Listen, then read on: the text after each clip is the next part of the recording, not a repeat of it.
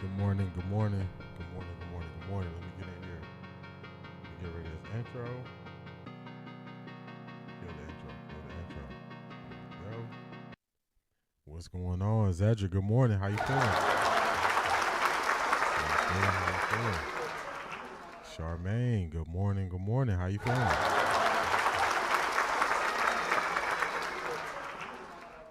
So both of y'all are on Patreon. I've been working, y'all. I've been working. So I put out a video, Patreon exclusive, breaking down the play that I believe Jerry Jeudy and Shedeur were going back and forth about. So both of y'all are on Patreon. So when y'all get time, definitely pop over to Patreon and check it out. It's about a 5-minute video. It's a 5-minute video. So I think I found the answers to them two getting into it. So Charmaine and Zedric, let me know when y'all check it out. Let me know what y'all think about that. C. Brown Run, good morning.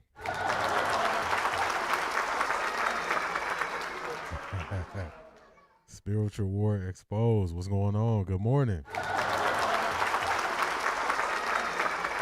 going on? We in here. We in here. A lot to talk about today. Glad to have you here at Spiritual War Exposed. A lot of people are going to be changing their tune from how they were speaking last week. So we're going to get to it. Last week, I think it was Friday, I played a clip from UCSS, and I just wanted to show people that on UCSS, they were saying it was still a reason to keep Kevin Stefanski going in the next year. And everybody was like, man, I can't listen to them and all this.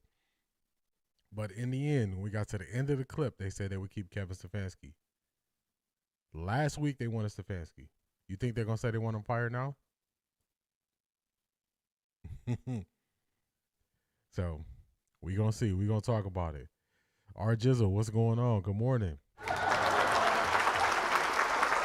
I will do. I just wonder, was it warranted time and place? Definitely was not warranted time and place. Zedric definitely was the wrong time, wrong place. Jerry Jeudy could have been called out for 10 different things he's done during this season. 10 different things. Most notably, his fumble that he had last week after Shedeur set him up with a great pass. All the passes he's dropped this year. So it was the wrong time, wrong place for Jerry Jeudy to do that. So definitely bad. Shanithia, good morning. What's going on? Broncos country, let's ride. Broncos country, let's ride. Yeah, definitely wrong time.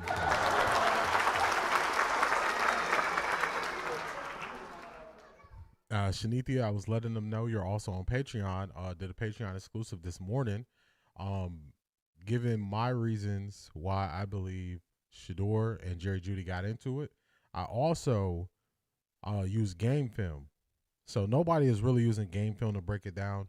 After I got off stream yesterday, I rewatched the game. The All-22 came out early this morning. So this morning I was breaking it down leading into the show. And on Patreon, I break down and give the reasons why. So definitely, Shanithia, when you get the chance, check it out. Beast, what's going on? What's going on? I saw Jerry Jeudy. We were actually just speaking on Jerry Jeudy. Just like C. Brown Run said, we gave him grace. He should do the same. Jerry Jeudy should be the last person trying to call somebody out in public spaces with all these cameras around, because Jerry Jeudy has made so many mistakes and nobody publicly pointed the finger at Jerry Jeudy. In game 1, when he dropped it on 4th and 5, nobody pointed the finger. In game 1, when he was in the wrong spot, he dove for the pass, popped it up, and it was an interception. Nobody pointed the blame at him. Last week, he fumbled the ball. Shedeur threw to him. Big return. Nobody pointed the finger at him. Nobody is publicly pointing the finger at him. So if you're gonna be a recipient of the grace, you should also be able to give grace to other people. C.A. Anderson, what's going on? Seattle in the house. Seattle in the house. What is going on? We got a good one today. As I was watching the game, I was going through the emotions. Everybody saw it. I was just like, man, this should be better. Ivy League Mac, what's going on? Good morning. I had faith that the Browns could pull it out until it got to a certain point. Then I was just speechless on that fourth down play where they fumbled the snap, and I was just watching it. So then I said, you know what? I need to watch this to get answers. I need to work to get more answers because I know today what people are going to do, and this is going to be a dead giveaway on if they actually watch the game. They're going to go over the box score, and they're going to use that as reasons why the Browns lost. Steve Smith broke the Jerry Jeudy situation all the way down. He spoke on Jerry Jeudy 2 years ago at this point, and it's looking like he was right. I don't get mad at somebody for being early. I give people props for being early and being right. All the scoring drives were under 35 yards. Like, that's insane. Zedric, you always know the rundown because we're going to get to it. Good morning, Keith. How you feeling today? How you feeling? So as I'm looking at it and I'm trying to get answers, I'm like, how do we approach this Monday? Do we approach this Monday tackling the narratives that everybody's going to talk about? Shedeur taking sacks at the end of the game. Do we start off with the Jerry Jeudy situation and really lean into that, which a lot of people are going to do? Or do we double down on the fact that Kevin Stefanski needs to be fired? Those are the questions that I'm asking myself when I'm trying to see how we're going to work this show today. And I was like, I could do a lot of talking about everybody saying the Jerry Jeudy thing. Nobody's going to get football reasons why. And I was just breaking it down, and I said, we got to go at Kevin Stefanski. And the reason why we got to go at Kevin Stefanski is because 1 week ago, people said if he wins a couple games, they should keep him. And I told y'all months ago, I'm over Kevin Stefanski. He got to go. He's not good. I appreciate that, Keith. Hope all is well. Hope all is well with you also. Hope all is well with you also. I appreciate that. It's getting cold. I know it's getting cold up there. Yeah, it's time to double down. It's time to double down, Shanithia. Kevin Stefanski got to go.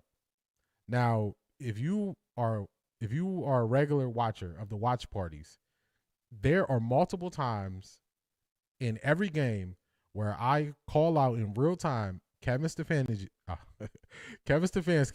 mismanaging the game clock, not calling timeouts, not using timeouts, not challenging plays, and it's getting worse. It's getting worse. It's getting way worse. So I'm like, we got to double down on Stefanski. I had to ask myself, for the Browns fans that want to draft a QB, if a first-round QB, first 2 starts were Shedeur stats, would that be good enough for them? I don't think so. They're not being honest. Zedric, they're not being honest. When they say they want a quarterback, they want a quarterback like it's going to fix all the other issues. Dan Orlovsky tried to use that argument. If we give Kevin Stefanski a good quarterback, all his issues will be fixed. Will that fix the 4th down calls on the wrong side of the field? Will that fix him continuously? If a quarterback sneak is the best play you can run, why not run the quarterback sneak with the person who touches the ball every play? Some of it doesn't make sense. They don't really want to. They don't really want to look at what is really happening. They don't want to really look at it. So, quarterback is not going to fix this. They need better offensive line play. They need better skill players. They need a better offensive scheme. It's a lot of stuff that this team needs. This team needs discipline. Special teams is so bad because of the lack of discipline. Discipline is terrible on this team. You don't know if anybody gets reprimanded for the things that they do on the field. You don't know. Nobody has any idea. So we're going to get to it. Doggy Bone, what's going on?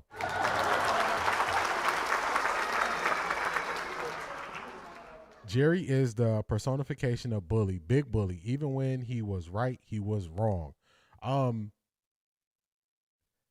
funny thing is, I think he was wrong if it's the play that I think it was. And it was wrong to do that on the sidelines during the game. I don't even think it was right. I think people are going to break it down. They're going to blame Shedeur. That's what I think. But what they're not doing is they're not looking at the fact that defenses have tape too. They watch film too. They look at tendencies too. So I think people are making a big mistake when they're looking at this. I see people trying to blame Shedeur for the loss like I've never seen so many people this miserable. They don't like Shedeur, but stay watching him though. It's crazy. Beast, that's it. Wouldn't you feel better if everybody who is watching Shedeur and wants to see him fail, if they just commented, "I don't like Shedeur," instead of trying to make excuses and blame the game on him? Wouldn't it would be blunt for them to say, "I don't like Shedeur." But I'd rather you just come and say, "I don't like Shedeur." We can know where you stand, and I don't got to go back and forth with you. You don't like Shedeur, cool. We're gonna have a conversation about football. You don't like Shedeur, so that's cool. We don't need you in this conversation. So, Cleveland wants Aladdin. C.A. Anderson, that's right. That is right. I don't think race has anything to do with it. I think they want a savior at quarterback. They think a quarterback is the answer. Everybody pushes back and says, but if you have a quarterback, they lift everybody up. It's not true. It's not true. A quarterback can do things to make things better, but a quarterback is not going to save the world. A quarterback is not going to make special teams play better. How does a quarterback make special teams play better? They can't do it. So when people say that, they're just talking to talk. They're just talking to talk. Kevin coached like a fan watching the game. He does. He doesn't react in real time as it's happening. In real time yesterday, as they're running onto the field, 10 seconds, Wyatt Teller is running into the game. They're trying to get that fourth down playoff. I'm like, what are we doing? I was just speechless. I was speechless because it was a disaster. It was failure everywhere. You don't got the right guys on the field. You can't get the right guys lined up. You hurry up. You rush the snap. And he specifically said after the game, they ran the play because they knew it was a quick play that they were snapping. So he knew that the clock was low. He decided not to call a timeout. That's on the court. That's on the coach. That's on the coach. Here's the answer. Sanders can't beat both the 49ers and the Browns coaching. Bad calls, too aggressive on fourth down, too restrictive with Shedeur Sanders, 0 adjustments, poor preparation. Poor preparation. I agree. I concur. I think Kevin is counting the days when he knows he'll be like, oh, I saw a tweet yesterday saying he could be OC in Arizona. Take him. Take him. You want him now? You want a head start on next year? You can have him right now. Take him. We don't want him. They think that Shedeur was supposed to be a hero and make a comeback win. Yeah, Beast, those people, they are not being honest with their conversation. They're not being honest. They want to blame Shedeur at all costs.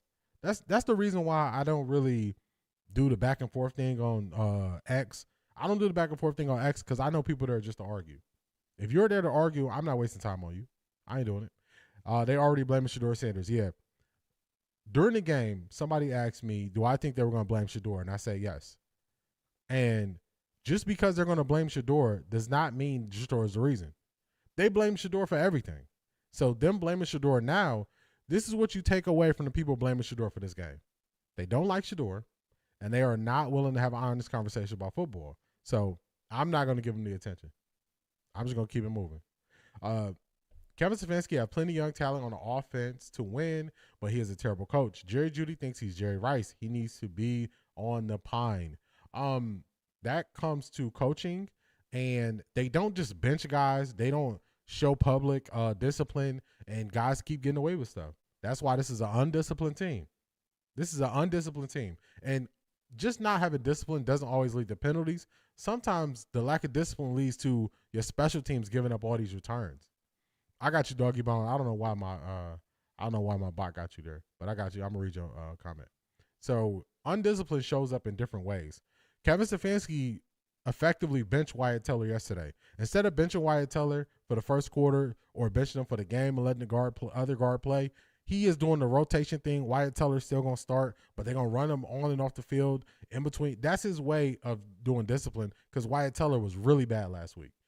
Just bench him. So when you don't have consequences for your actions, undisciplined is okay. It's okay. The Broncos versus Washington game, 4th and 1, Mariota hands to running back, first down. No one was snapping to the tight end. Kevin Stefanski has an infatuation with tight ends. He has an infatuation with tight ends. He has an overuse of tight ends. Tight ends are usually main options on most pass plays. So that's on Kevin Stefanski. That's the thing, though. They want to argue, so they won't expose themselves in that way. They want to seem like Browns fans so people take their comments serious. Yeah, I don't listen to it. It is what it is. I don't need a person to come out and say, I don't like Shedeur for me to recognize they don't like Shedeur. I can read through what they say. If you are blaming this game on Shedeur, you don't like Shedeur. I don't need nothing else. It's real simple for me. Then you got folks who watch the game and their only takeaway is he reverted to drifting in the pocket. Unserious people. That's it, Zedric. That's it. Doggy Bone, let me see what your comment was they took away. The organization is piss poor, plain and simple, but you have a coach making Sanders play hero ball last minute on fourth and forever, and running the ball back to back to back in the last 10 minutes. Make it make sense. It makes no sense. Tommy Reese. If you are not talking about Tommy Reese play call, you did not watch the game. That was a terrible game plan. Latika, good morning. How you doing?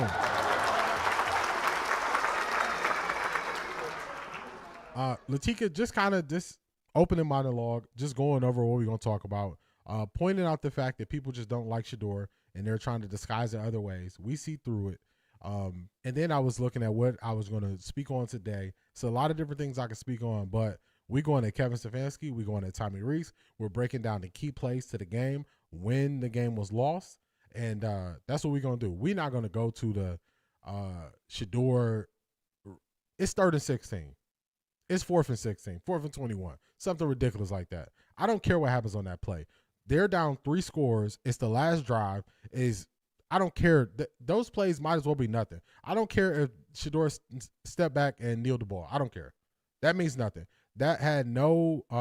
That was not a deciding factor in the game. So people who want to highlight that, they just don't like Shedeur. It meant nothing to the game. The game was lost already. So if you want to highlight that, and then people want to highlight that, that's cool. Do what you do. But I know better. The Browns need to commit to Shedeur on the quickness so he can use his voice with those teammates. I agree. I also saw. So let me say this first. After the game, Shedeur was talking about the trust has to be there. Shedeur trusted Jerry Jeudy going into the first start at Baltimore. He expected Jerry Jeudy to do something. He thought Jerry Jeudy saw it the same way. Jerry Jeudy loafed on his first pass, his first interception versus Baltimore. If you notice, since then, it's no anticipation with throwing to Jerry Jeudy. Jerry Jeudy got to be wide open. He got to be butt naked. Nobody around for him to throw Jerry Jeudy the ball. He is not looking to throw Jerry Jeudy the ball because the trust is not there. So if I think you halfway open, you don't get that grace because you already sold me out. You got to build the trust back up. Before the game, I watched Bucky video. Well, I don't know if it was last night or this morning. I watched Bucky's video. He's showing everybody is getting ready with Shedeur pregame. All the receivers out there. You know who not out there?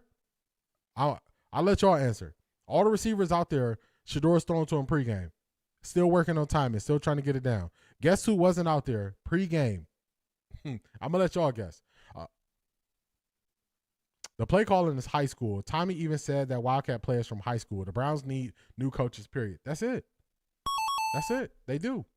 I was calling it out during the game. I kept saying, why are they not on 2nd and 1, 2nd and 2, 2nd and 3? Why are they not running the play action? I kept saying that in the first half because if you notice in the second half, the 49ers realized they're not going to throw it on 2nd and short. They want the first down so bad, they're not going to throw it on 2nd and short. So 2nd and short in the second half, they sold out. The first 2 drives, they sold out on 2nd and short. You could have really beat them over the top with play action there. But since you never did that, they sold out. They sold out on 2nd and short. And I saw it happening. Tessa, what's going on?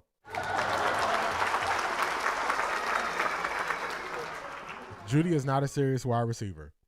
I was defending Jerry Jeudy yesterday. I just accepted the fact that y'all were right. I was wrong. I can't defend Jerry Jeudy no more. Can't defend him. Can't do it.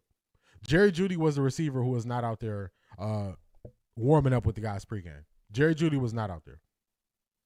The rest of the receivers were out there. He's throwing to Isaiah Bond. He's throwing to Cedric Tillman. He's not throwing to Jerry Jeudy pregame. He was not out there.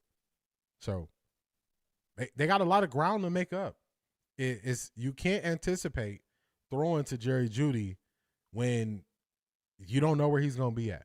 Shedeur supporters is not playing with Jerry Jeudy right now on social media. Yeah, I saw he turned off his comments and hey, this is what happens. You got to have the courage to be disliked.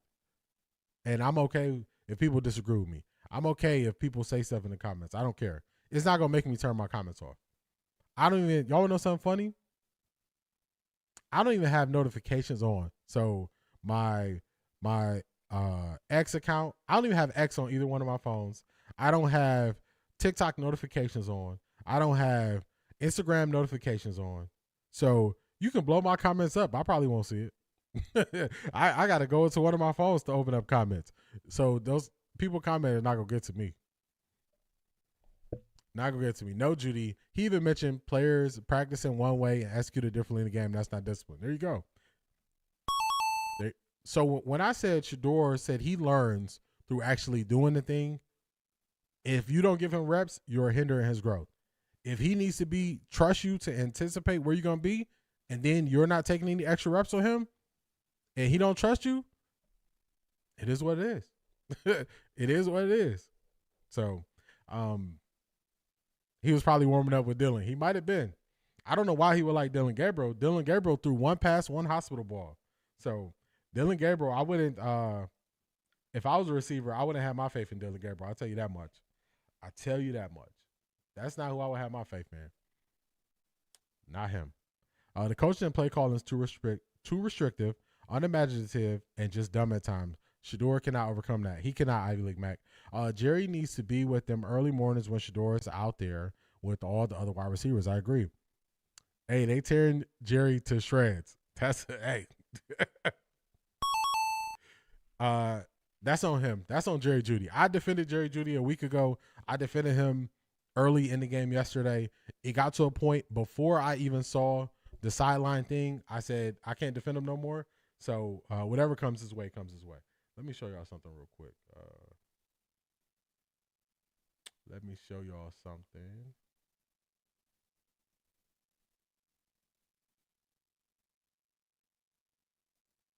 Hold up. My computer freeze? It won't let me move this tab. Why does tab not let me move it? Let's see.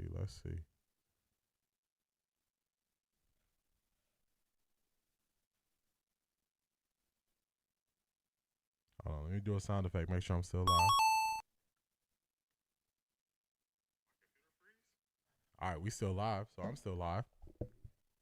Why is it not letting me? I want to show y'all something. Okay, here we go. Now we moving. It wouldn't let me move a tab. I thought they got me, y'all. I thought they got me. Thought they took me out. I was like, what's going on here? What is going on? But it's all good. We here. We still here. I was nervous. I was nervous. A.M. Williams, what's going on? Good morning.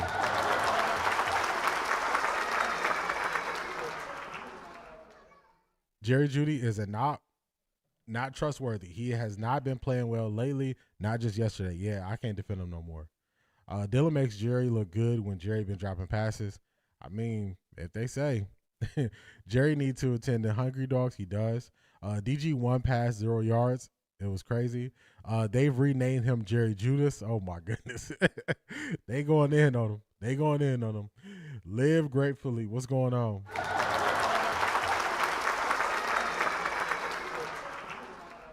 Jerry Jeudy needs to attend anger management classes. Yeah, he got to calm down. He got to relax. Number one receiver should not be leading the league in drops. They should not. Latanya, good morning.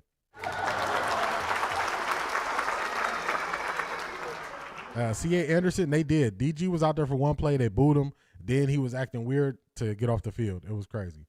Stefanski also has a lack of overall talent, which makes him put too much pressure on the rookies. He's putting a lot of pressure on the rookies. Kevin can adapt, and he has a track record to prove it. He doesn't adjust, conservative play call, and overcommits to tight ends. Fannett is a beast, but to pull that tight end sneak with the backup center is crazy. So crazy. Maurice, what's going on? Good morning.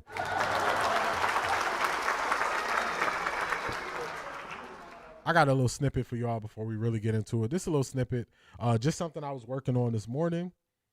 This is a Patreon exclusive, y'all. Between the third and the fourth quarter yesterday. Hopefully y'all can hear it. For you.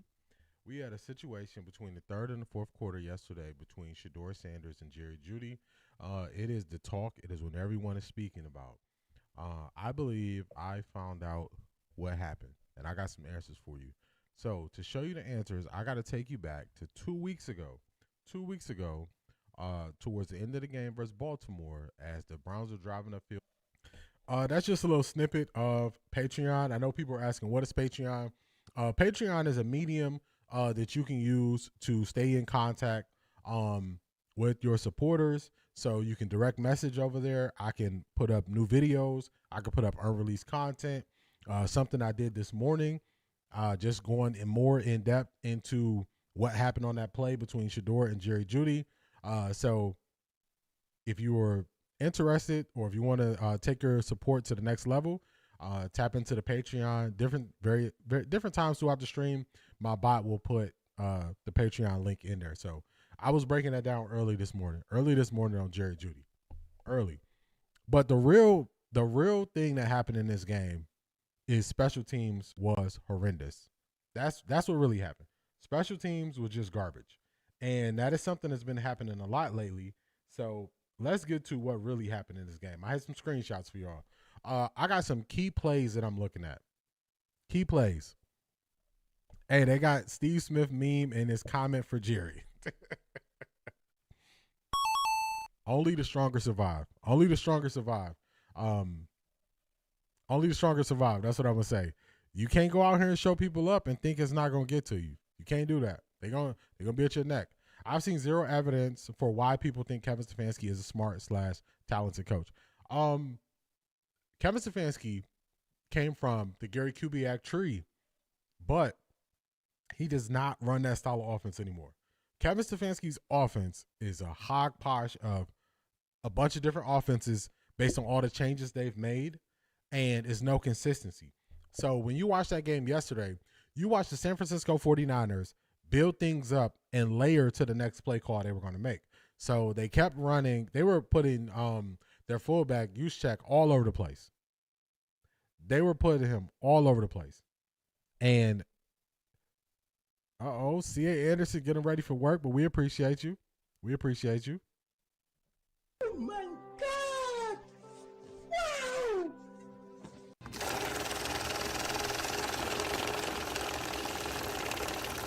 I got money. C.A. Anderson with the comment. Got to make sure I put my support in. Got to get ready for work. I'm listening though. I appreciate you as always, C.A. Anderson.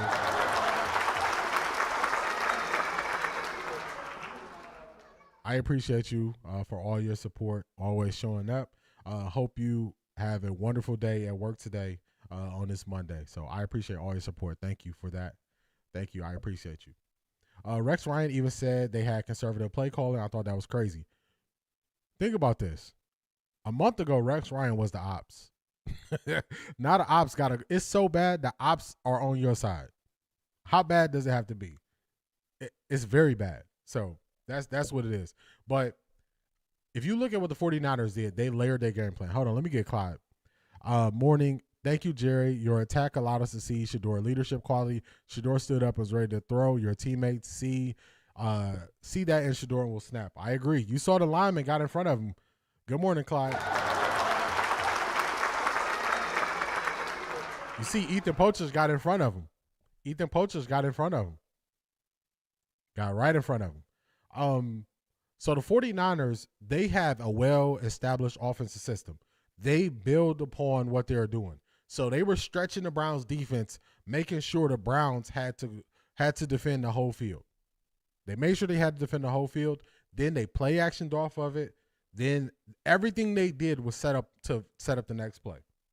Asante, what's going on? Everything they did set up the next play. The Browns don't set up anything. They don't set up anything on what they do. They just run plays, and the next play is not set anything up. They just run plays that work. They should have play action off of their top 3 running plays. Whatever your most successful running plays are, you should have play action off of them. They didn't get the play action off of their most successful run plays, which is insane. So that just shows you that Kevin Stefanski, the way he used to run the Gary Kubiak offense, he doesn't run it anymore. Robert Saleh trying to get the Titans job. Robert Saleh looked really good yesterday because he was out coaching the coaches who aren't good.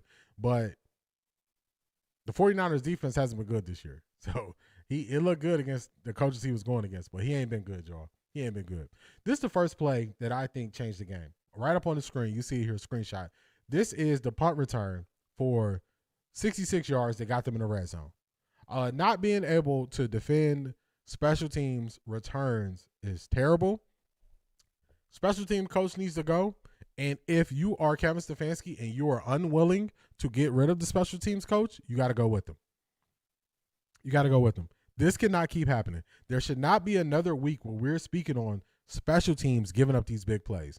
This should not be happening. This is ridiculous. It's embarrassing, and we easily had the worst special teams in the league, considering the amount of big returns we've gave up the last couple of years. So it's embarrassing. It's ridiculous.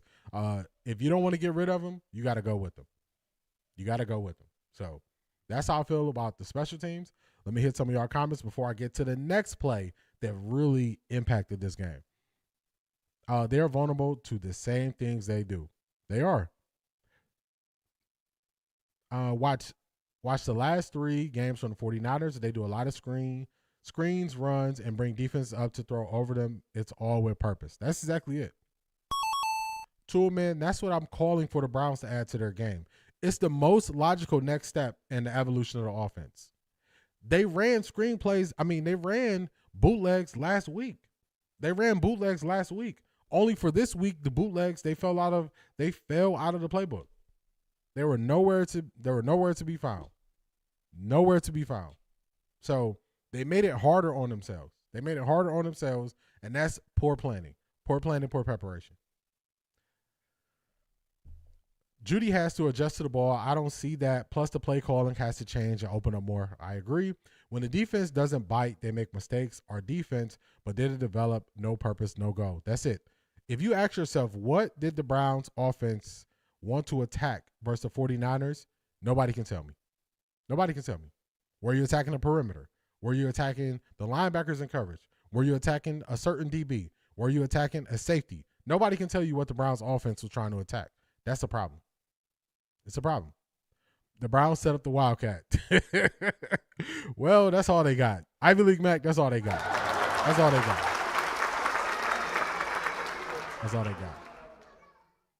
I will say Shedeur got to do better with certain things to have you get the ball out on time. All you got to do is look at the first half.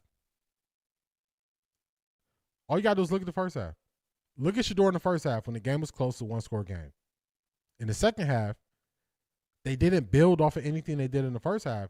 And then I haven't even went through all 22 plays yet for Shedeur. I watched the game with y'all live. I went through and I watched the game again last night. The Browns ran the ball majority of the time under center. Majority of the time they threw the ball from shotgun.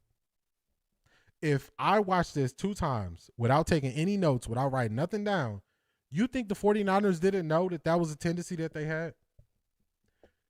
If you are not going to have creative play calling, you're not going to attack the defense, and every time you go on shotgun, I know you either doing a east and west run play or you throwing the ball, how easy is that for me to defend? So when people say they want to see Shedeur do better, are you making the game easy for him? Are you making it easy for your offense? Or if every time it's 3rd and 16, they're running routes that run 16 yards.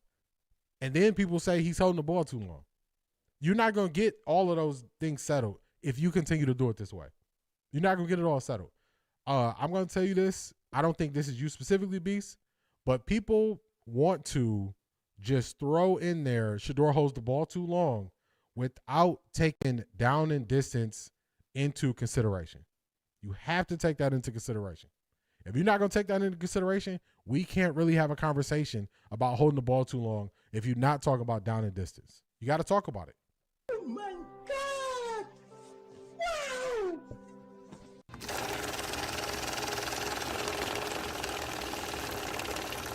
I got money. Shout out to Keith showing the support. Jersey in the building. Shout out to Keith. I appreciate you. Thank you for all of your support. Thank you for always being here. Thank you for tapping in. Even though the Browns are not your number one team, you are here very often, and I appreciate your support and your input. Shout out to you, Keith. I appreciate you. I appreciate you. They got to talk down the distance. If you're not talking down the distance, when you're talking about Shedeur and what he's doing, we're not having an honest conversation. And stop back drifting. He didn't do it last week, but resorted back to it this game. What's the down the distance when Shedeur drifted back? What's the down the distance? The plays where Shedeur drifted back, the down and distance, 3rd and 16. 3rd and 12. 3rd and long. Did you see him drift back on 3rd and 6? Did you see him drift back on 3rd and 5? You got to look at that down and distance. It's more to football than just looking at numbers and putting it all there. You got to look at the play. You got to look at the down and distance. You got to look at the play call. All those things determine what the outcome of the play is going to be.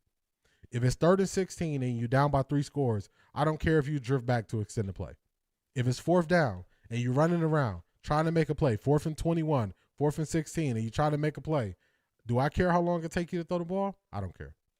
So you got to look at down and distance when it happened. You just got to look at it. You got to look at it. Hey, man, in real time, if they correct all this offseason with the right changes, they can turn this around like Caleb Williams and the Bears. They are head coach, wide receiver coach, special teams coach, O-line, wide receiver away. Doggy bone, it's a lot. It's a lot on that list. But if they want to turn it around, they can. We were talking about how bootleg play action we're totally missing. And that's supposed to be a staple of Kevin Stefanski, and it's supposed to be a staple of Tommy Rees. They never took advantage of it. Never utilized it. Never did it. Where did I leave off at? Watch any breakdown all 22 from any other former QBs, and they all say if they with 10 plus years playing pro football don't see an out and don't see a goal, don't see preparation, Shedeur isn't either. There you go. That's all I'm saying to him, man. That's all I'm saying. When people just want to blanket everything and put it in one box, that's not true. I was showing y'all when they're going max to protect and they got no quick out when they're sending pressure, what you want to happen there? Is no quick answer. So, Shedeur, did you have Andre Rison's scenario? You were ready to throw just like your dad. You received much respect because you were not timid. Yeah, he stood up like, hey, don't stand over me. Don't stand over me. You get 2nd and 18. Shedeur isn't going to make a 2.5 second pass. To a man, that's just it. That's just it. Well, he didn't get an interception. He did well this game. Look at his supporting cast on offense. All they do is run the ball. Like you have at least one wide receiver, use them. That's it. 3rd and 20, 3-step drop isn't going to cut it. To a man. Now we having a real conversation. Talk to me about what he does on down and distance. That's when we can really have real conversations. All right, this is second mistake of the game. This is on Kevin Stefanski. This is on 4th and 1. They go heavy. If you look at the screen here, I might have to draw on this a little bit for y'all so y'all can see. I'm just going to show y'all some situations where they were set up and designed to not have success. Let's look right here. Hold on, let me do this. All right. They got to get 1 yard here. This defender is already here to get Quinshon Judkins. That's failure. Before Judkins has the ball, the defender is in his hole where he's supposed to be. How you going to have success with this?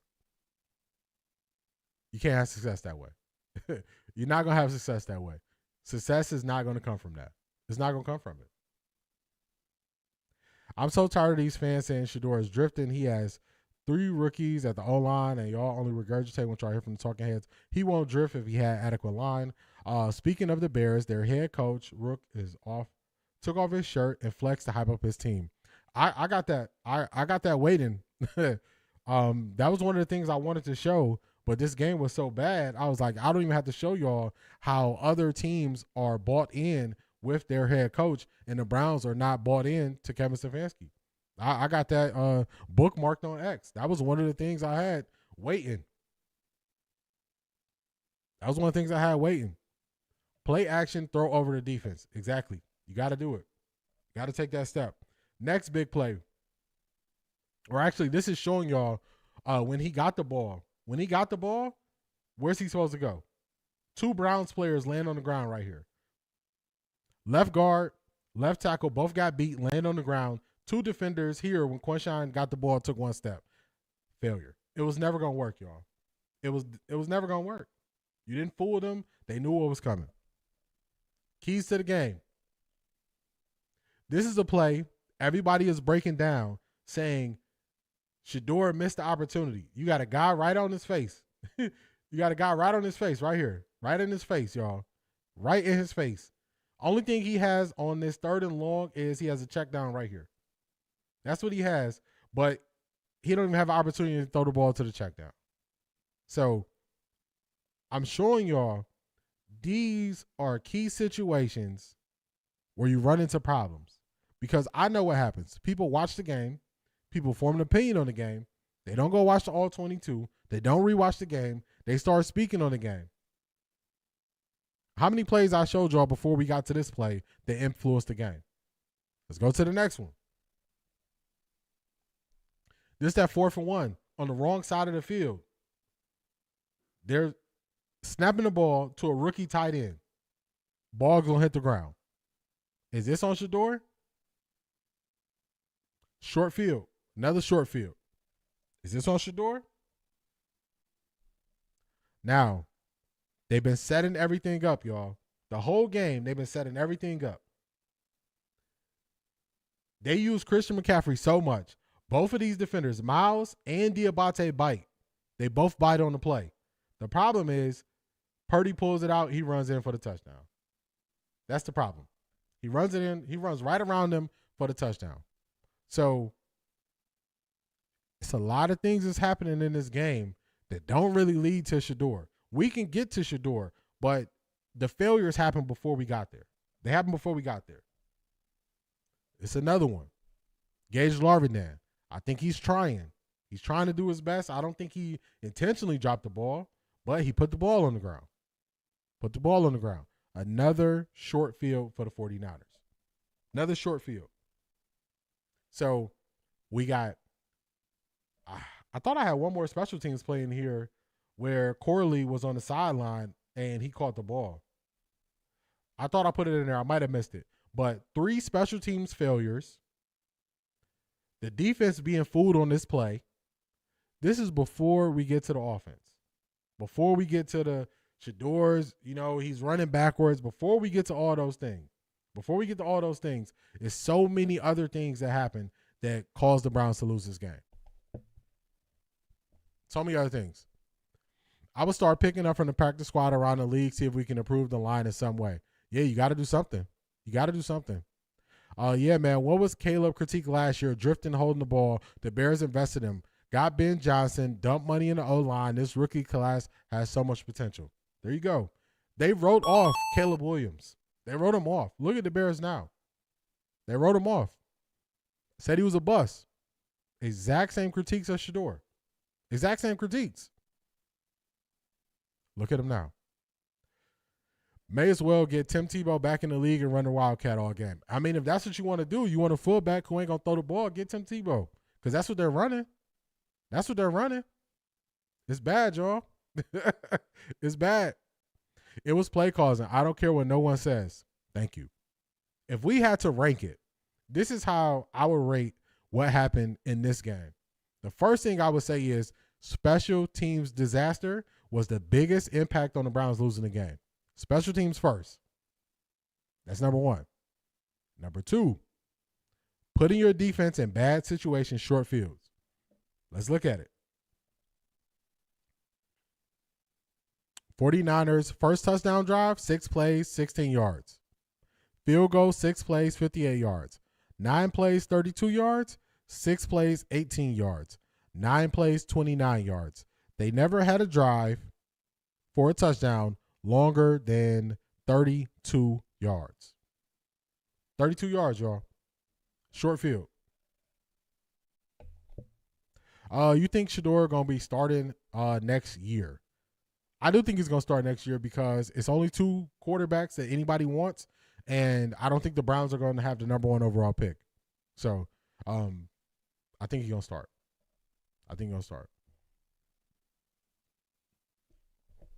I was thinking them hungry dogs at this point need to get a look. They do.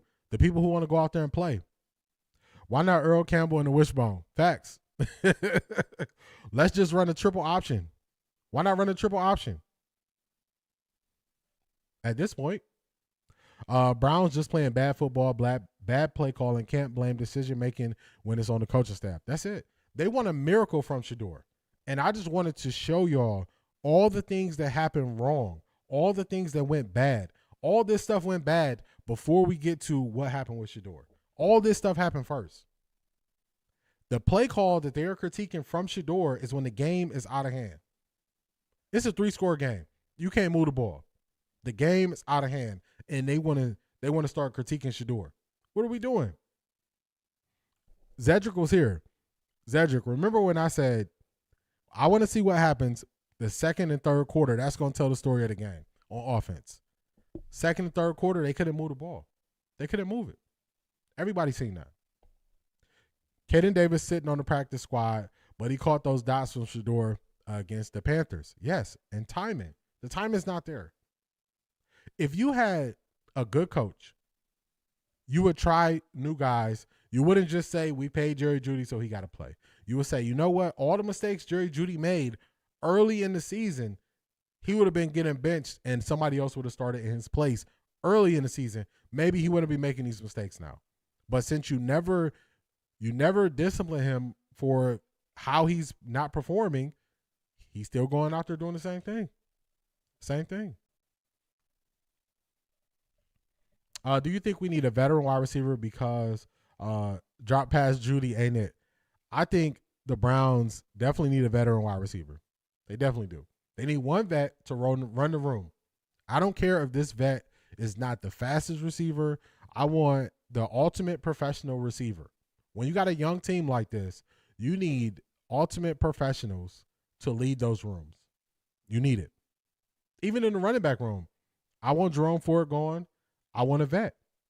I want a vet in the running back room with Junkins and Dylan Sampson. I want a vet in that room. In the wide receiver room, I want a vet. I want a pro. I want a Adam Thielen. I want somebody like that where their performance on the field don't matter too much, but they are showing these guys how to be pros. We're going to have a very young team. People who are saying half this team going to be gone if they get rid of Stefanski, they have no idea what they're talking about. The Browns don't have the cap space, and they don't have the financial capacity to turn over half this team. This team is going to get even younger next year. Even younger. So you're going to have a vet in every room. Let's look at the rooms that have young guys playing, and they also have vets. Let's look at the defensive line room. They got a mix of vets and young guys. They're performing. They're performing. Let's look at the linebackers. Vets and young guys. They're performing. Secondary, we only really have one young guy. Well, actually two. We got Ronnie Hickman and we have Miles Harden, but it's a mix of vets and young guys. You need a mix. Sadly, OBJ would have been perfect, but that bridge is burned. That bridge is burned. He had issues with Kevin Stefanski and his offense. If Kevin Stefanski not here, then I think he could be a vet. He had issues with Kevin Stefanski. Exactly. That's how Purdy got his chance. That coach said, bump all the money we gave Trey Lance. We roll with Purdy. That's it. You gotta be willing to admit a mistake and move forward. Do you think they'll? Oh yeah, Jeudy. I don't know if they'll be able to trade Jeudy, but they definitely need to bring in a vet in that room, even if Judy's gonna be here. Second quarter was better than anticipated, but third was the worst I've seen in a while. Third quarter was terrible, y'all. It was terrible. It was terrible. And Kevin Stefanski fell for the pressure. The pressure was on him, so they went for it on the wrong side of the field. When they did that, when Dylan Gabriel was the quarterback, I called it out. So I don't like going for it on fourth down on the wrong side of the field. I don't like that unless it's the fourth quarter and you need the scores early in the game. A lot of time left. I don't like it. Jeudy doesn't want to be held accountable, but he wants to criticize Shedeur for not trusting him to run out his routes. Did Shedeur upstage Judy last week when Judy didn't finish his route when he threw it up to him? No, he didn't.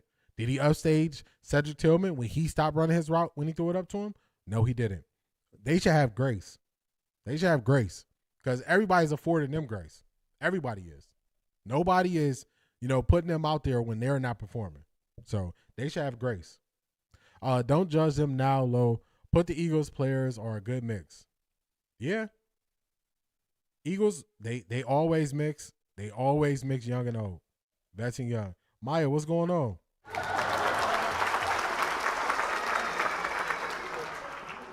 All he had to do is trust Shedeur in the third quarter. That's it. That's it. In the third quarter, let me go to it. The third quarter was so bad for the Browns offense. I'm going to read y'all the drives. 5 plays, 14 yards, punt. 4 plays, 8 yards, fumble. That was the botched 4th down. 3 plays, 1 yard, punt. That was the Browns' 3 possessions in the third quarter. The third quarter was a disaster from the play calling standpoint. Disaster. Third quarter was awful play calling on full display. Disaster. It was so bad. So bad. This is what they realized. They realized if they get to second and short, they're not going to attack us.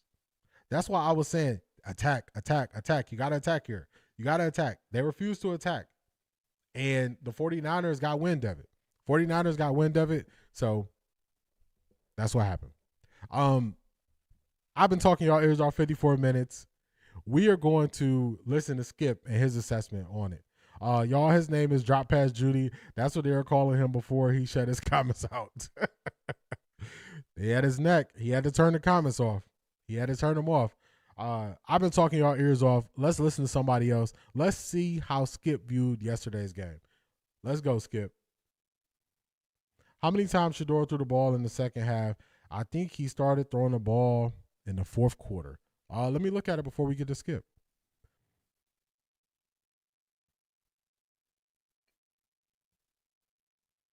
One time on the first drive.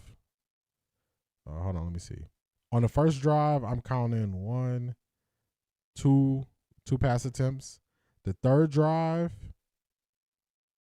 that's 3 pass attempts. 5 pass attempts in the third quarter. 5 pass attempts in the third quarter. 3 drives, we attempted 5 passes. 5 passes in the third quarter. And the fourth quarter, longer drive, so I'm guessing he probably going to end up with, 1, 2, 3, 4, 5, 6, 7, 8, 9. Yeah. When the game was out of hand, he threw it way more. When the game was in hand, he had 5 attempts in the third quarter. So you're right. Most of it did come in the fourth quarter. It wasn't the third quarter when the game was still up for grabs. The game was out of reach. Hey, Shedeur, throw the ball. Throw it as much as you want. Let's see what Skip got to say. I got to speed Skip up just slightly. Skip, he be talking kind of slow for me, y'all. We going to speed up Skip just slightly. Let's see what Skip's assessment of yesterday's game was.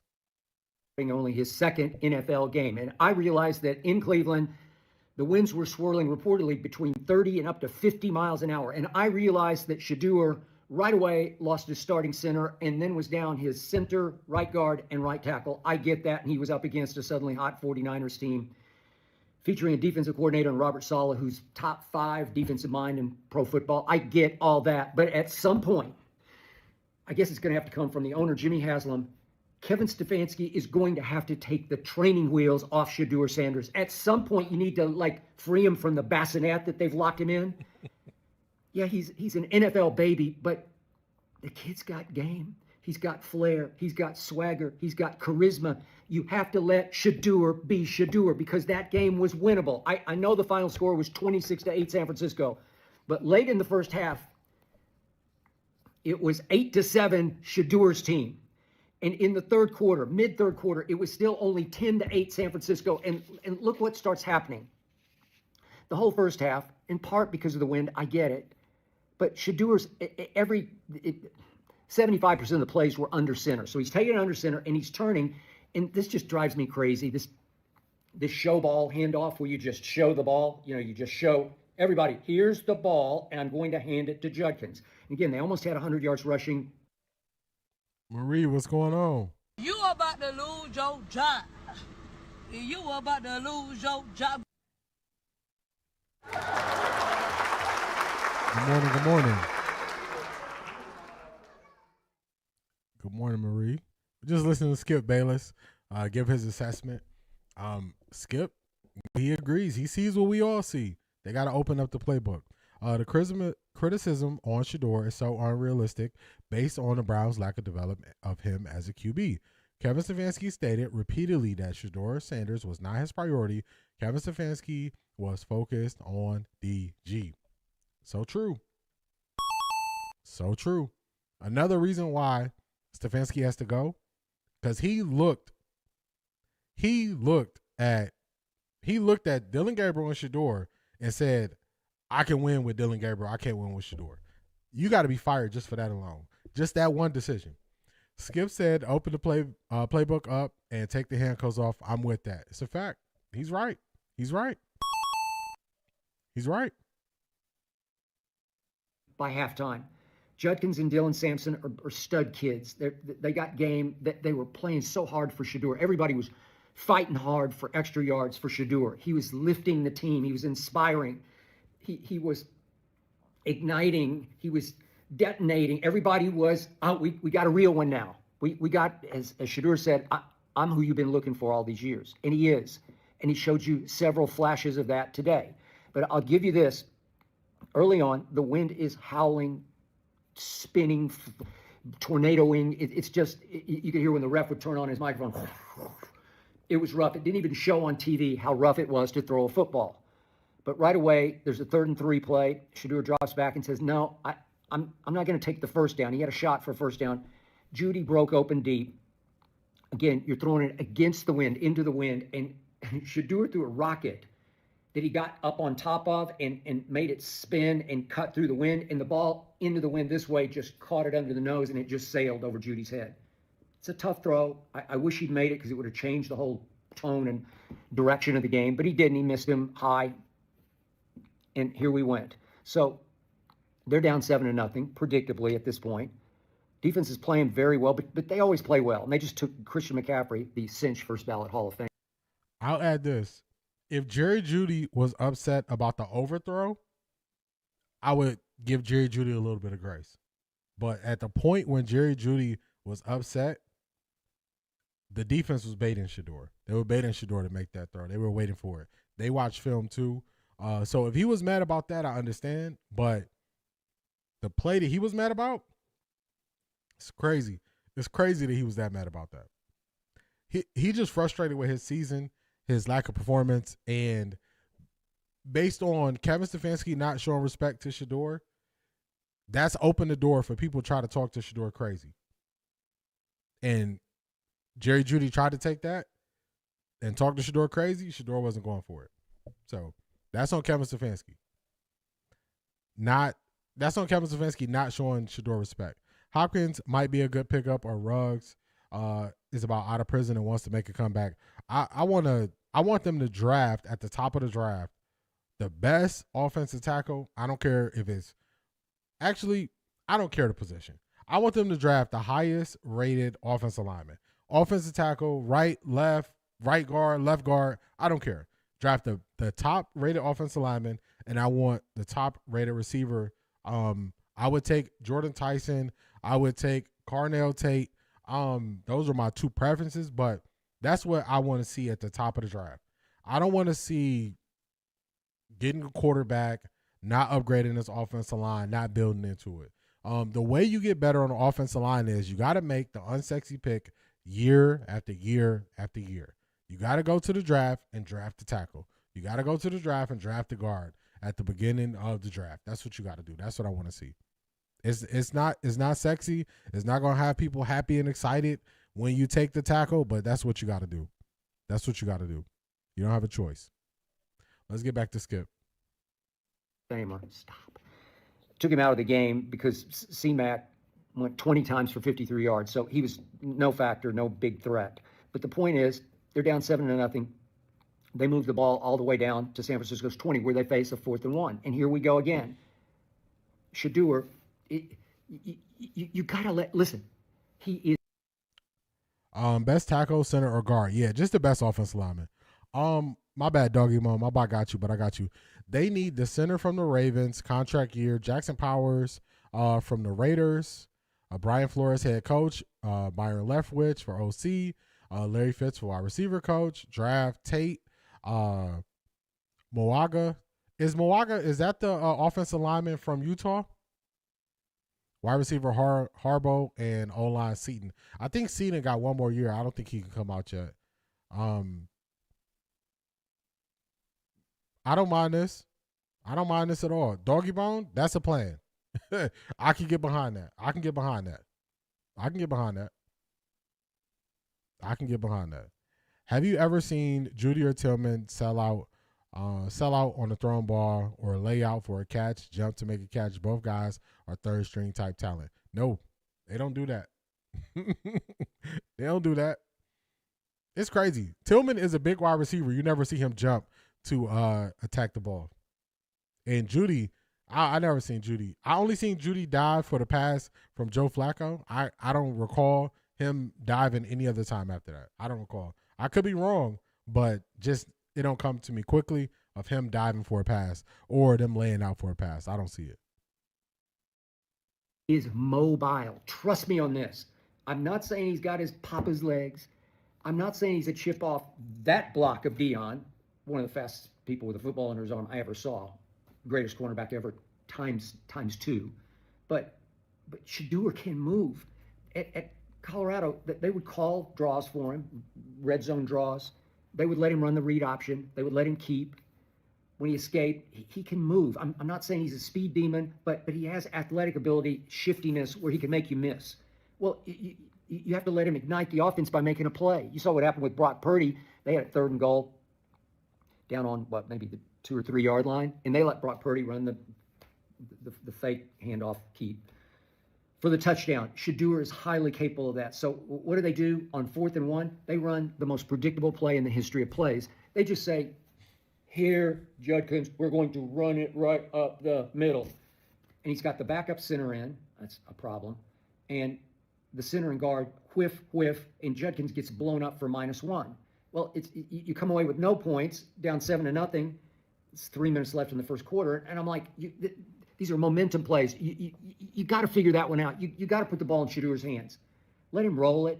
Let him have some kind of an option boot where you can keep it or flip it to the tight end. What Skip is describing right here, he's describing you putting the defense in conflict. You're attacking somebody. You're making somebody make a decision.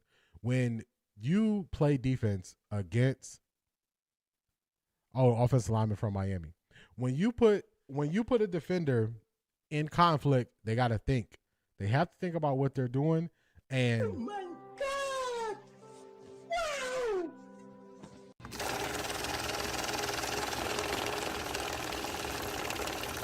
I got money. And the Browns don't do that. Shout out to Doggy Bone. Dang, the bot that put you in timeout. The bot is wilding. Y'all see what I'm saying about the bot? Everybody was here yesterday. The bot was not trying to do his job when people were spamming the chat. And then he puts in a great plan. That's why I still read it. It was a really good plan. And the bot went to get him. Bot put me in timeout, but Mauaga, offensive lineman from Miami. All right, I'm going to check him out. I would, if you say he's good, I'm going to take your word on it. I also like the tackles from Utah. I like the tackles from Utah also. Why did Stefanski wait until now to start rotating offensive linemen as if the second string guys are more talented? The first guys are struggling. That's it. That's it. He could have been doing this all year. They've been struggling all year. So, slow to make a decision. Very slow. Wet 11s, what's going on? Good morning.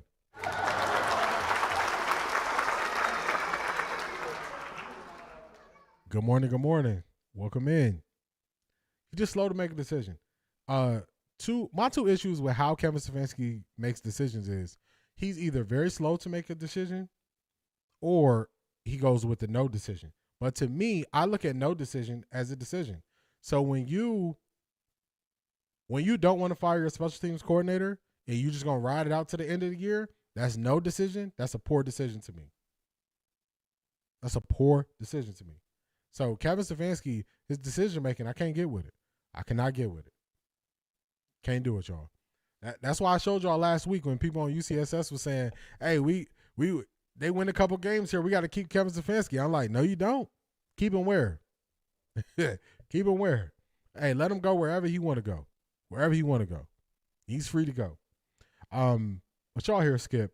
I thought about playing this, but this was so performative to me. That's fair why, or not. That's how they. Oh, bro, you yelling in my ear. Hold on. That's loud. This is just performative to me. And I just want to play a small clip from this. And this is an example of people just talking and putting on a performance. I ain't going to play it long, y'all. Sanders would throw to him. His number one wide receiver was open a bunch in college, and he threw to him. So this is the question. I want y'all to hear that question. This is the question. If he were the number one wide receiver and he were open, I would imagine. He asked him, would he throw to him? We've ever seen a wide receiver who doesn't think he's open. You don't think Judy's been getting open? That's the question I wanted y'all to hear. You don't think Judy's been getting open? You don't think Judy has been getting open? I don't think they're missing Judy a lot. Y'all know I'm watching all of the tape. A lot of times, Judy is doing some extra stuff at the top of his routes that don't make sense. He's still trying to shake people at the top of a route. If you are shaking somebody at the top of the route and not getting your head around to the quarterback, I can't throw you the ball. And that's what Judy is doing a lot of times. I'm not saying this every time, but a lot of time he's doing that. So he is effectively taking himself out the route. Now, here and there, he might have, hey, I'm open. You got to throw this. This is open. The problem is the trust is not there because he's already shown he's not going to be where he's supposed to be.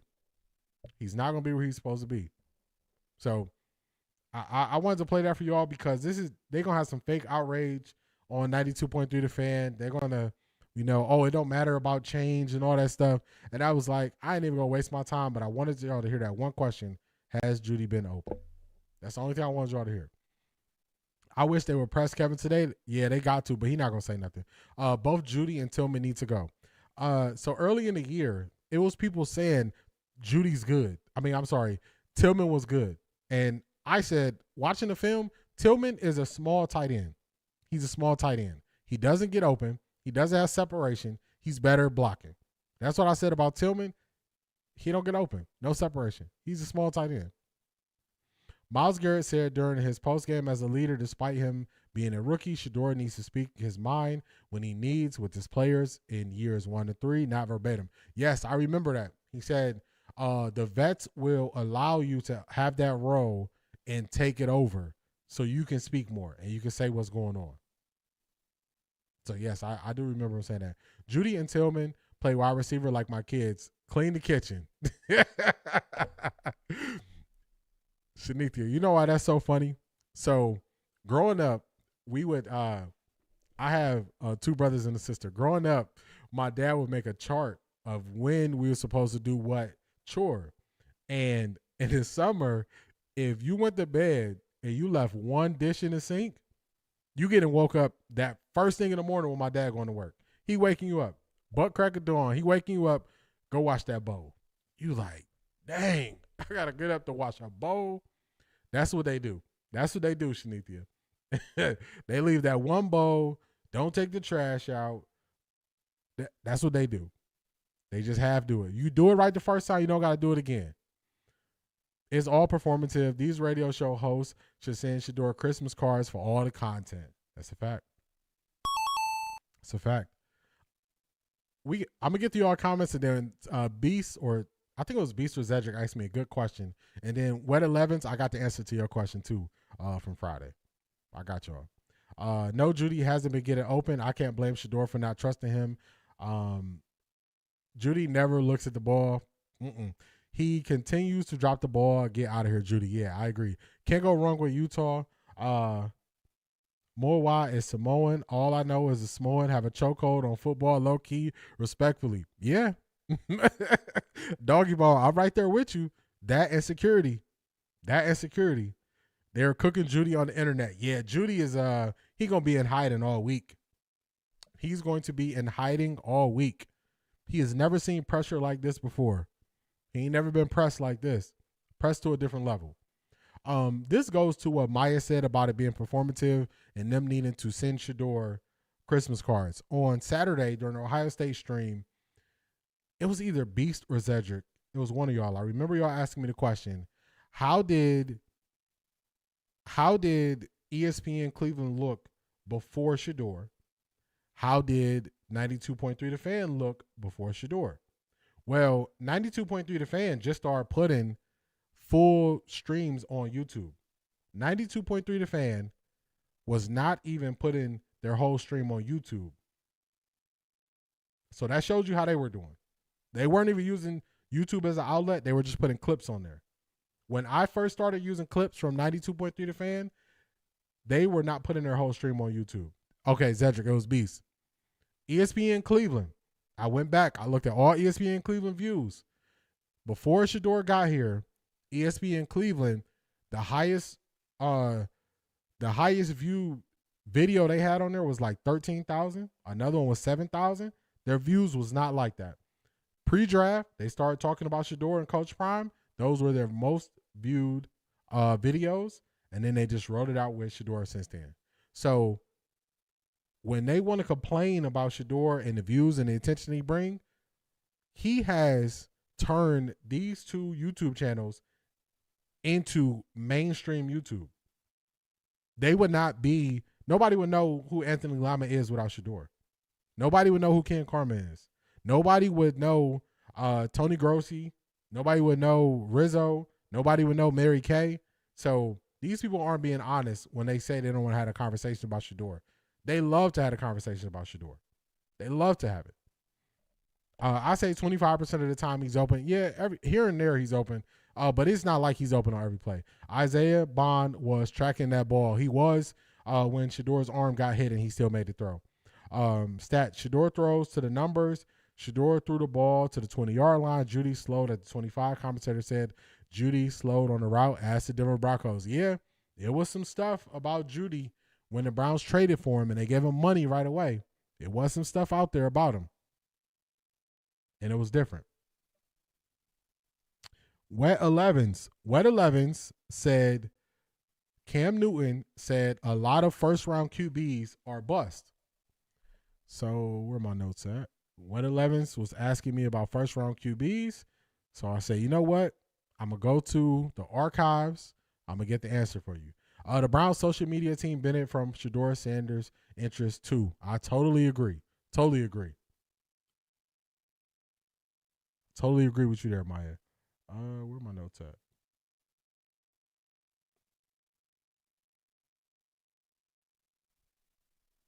Got my notes up here. I'm not trying to be funny, but I really believe Judy is jealous of Shedeur. He wants to be the man by going at Shedeur. Well, good luck. They're making videos of him dropping the ball over the years. Yeah, it's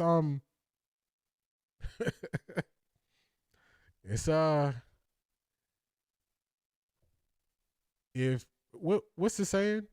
If you come at the king, you better not miss. You come at the king, you better not miss. So you're gonna come at Shedeur, and you got all this bad tape out here. Don't think they're not gonna throw that bad tape in your face. Don't think they're not gonna throw it in your face, because they will. I really hope Shedeur can become the Browns franchise QB.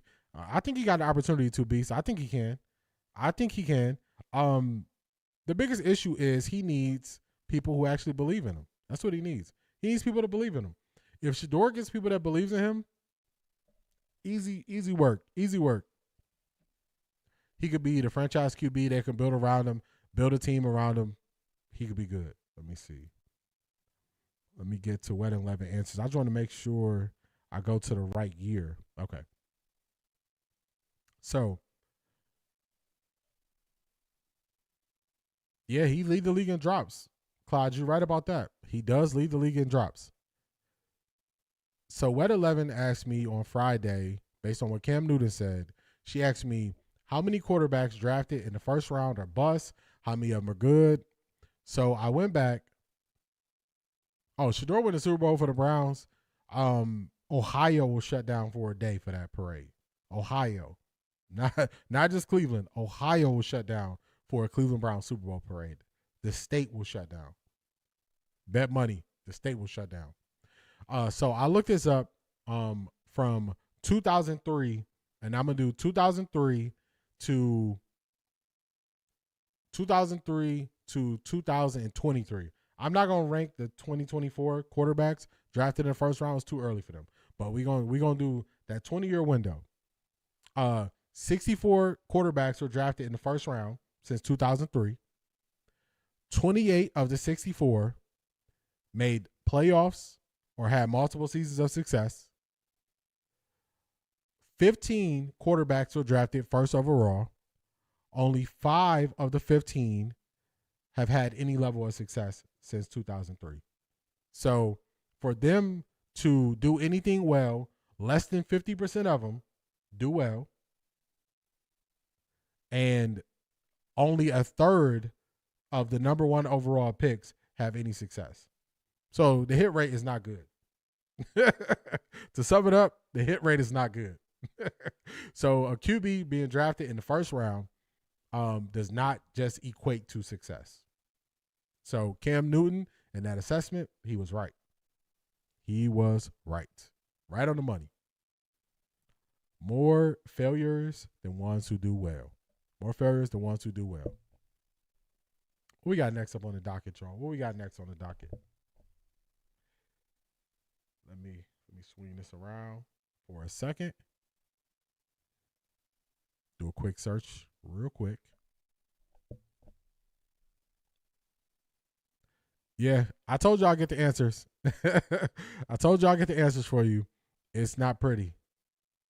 If Cleveland slips up, the Raiders will welcome him with open arms. Prime said it without saying it. Of course the Raiders would. The Raiders are recognizing what they did wrong already in the draft, and they're looking to correct it.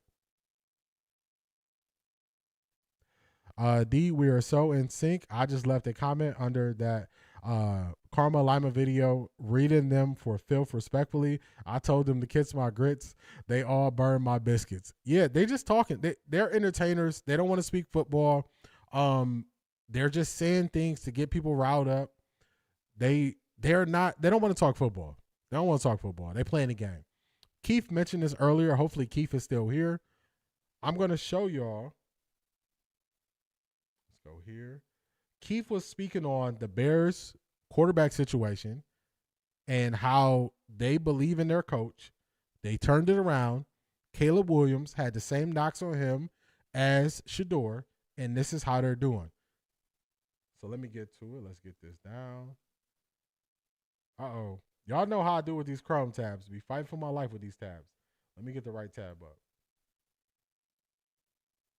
up. Fighting for my life. Get the right tab for y'all.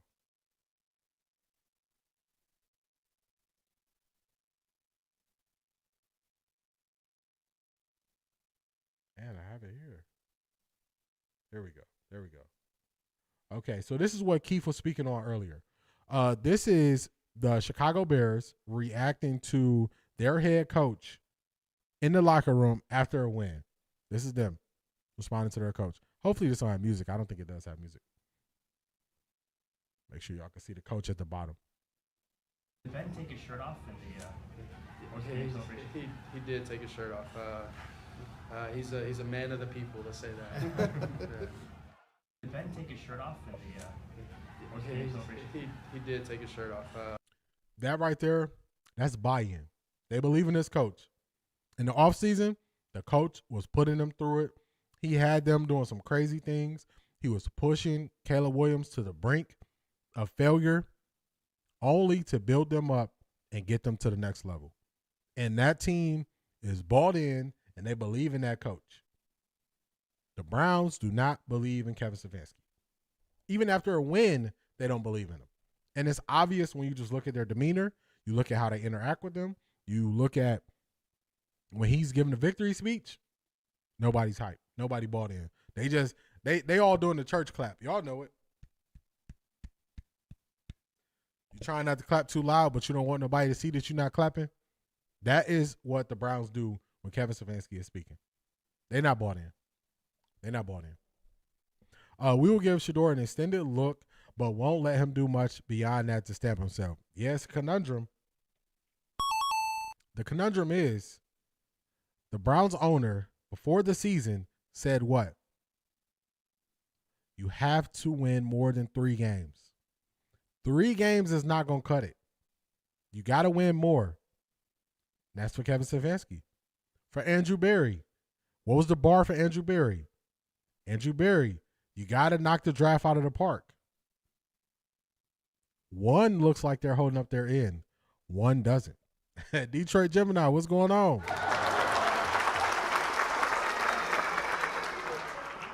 One is holding up their end of the deal. One is not. Y'all know which one is which. Y'all know which one is which. But does he have the system and receiver talent to support that? All of Shedeur's receivers are in the league right now. Will Shepard, Travis Hunter are better than Judy and Tillman to me. He has enough to win games this year. Winning games this year, that doesn't equate to long-term success. In the offseason, they need to upgrade this roster. In the offseason, they need to upgrade the offensive line. They need top-of-the-draft talent at O-line and receiver moving forward for him to have sustained success. Sustained success. That word almost took me out. Almost got me there.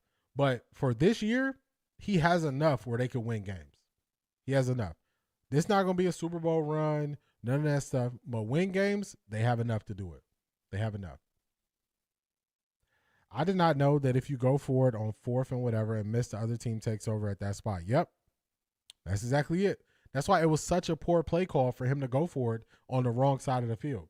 Such a poor play call. So poor. Chicagoans are blasting Jerry Jeudy, Coach Ben Johnson. You think Detroit Lions miss you? Ask Jared Goff. They do. They do. Their head coach had to take play calling from the offensive coordinator. He had to take it. Say, hey, look, this ain't creative enough. We're trying to win here. So, said we are trying to win here. Teams are trying to win. Remember in the offseason they told us every team is trying to win? Some people question if the Browns are trying to win right now. Every team in the NFL, they line up every week. They're trying to win. They are making me mad saying Shedeur is not the franchise guy based upon what? He only played 2 games. They should go get wide receiver Justin Ross, who used to be on the Chiefs. He got speed, but I'm curious why he couldn't work on the Chiefs. That would be my only concern. The Chiefs always look for speed at receiver, somebody who can take the top off the defense. Patrick Mahomes, you're going to be on have some of the most creative play calls on offense.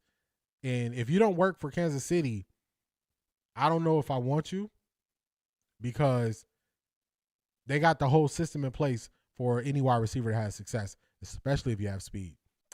Detroit Gemini, who is irritating you the most? Is it people in the comments, or is it an actual person on the radio? Who is it?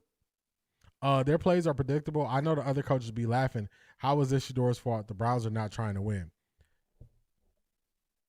See, months ago I said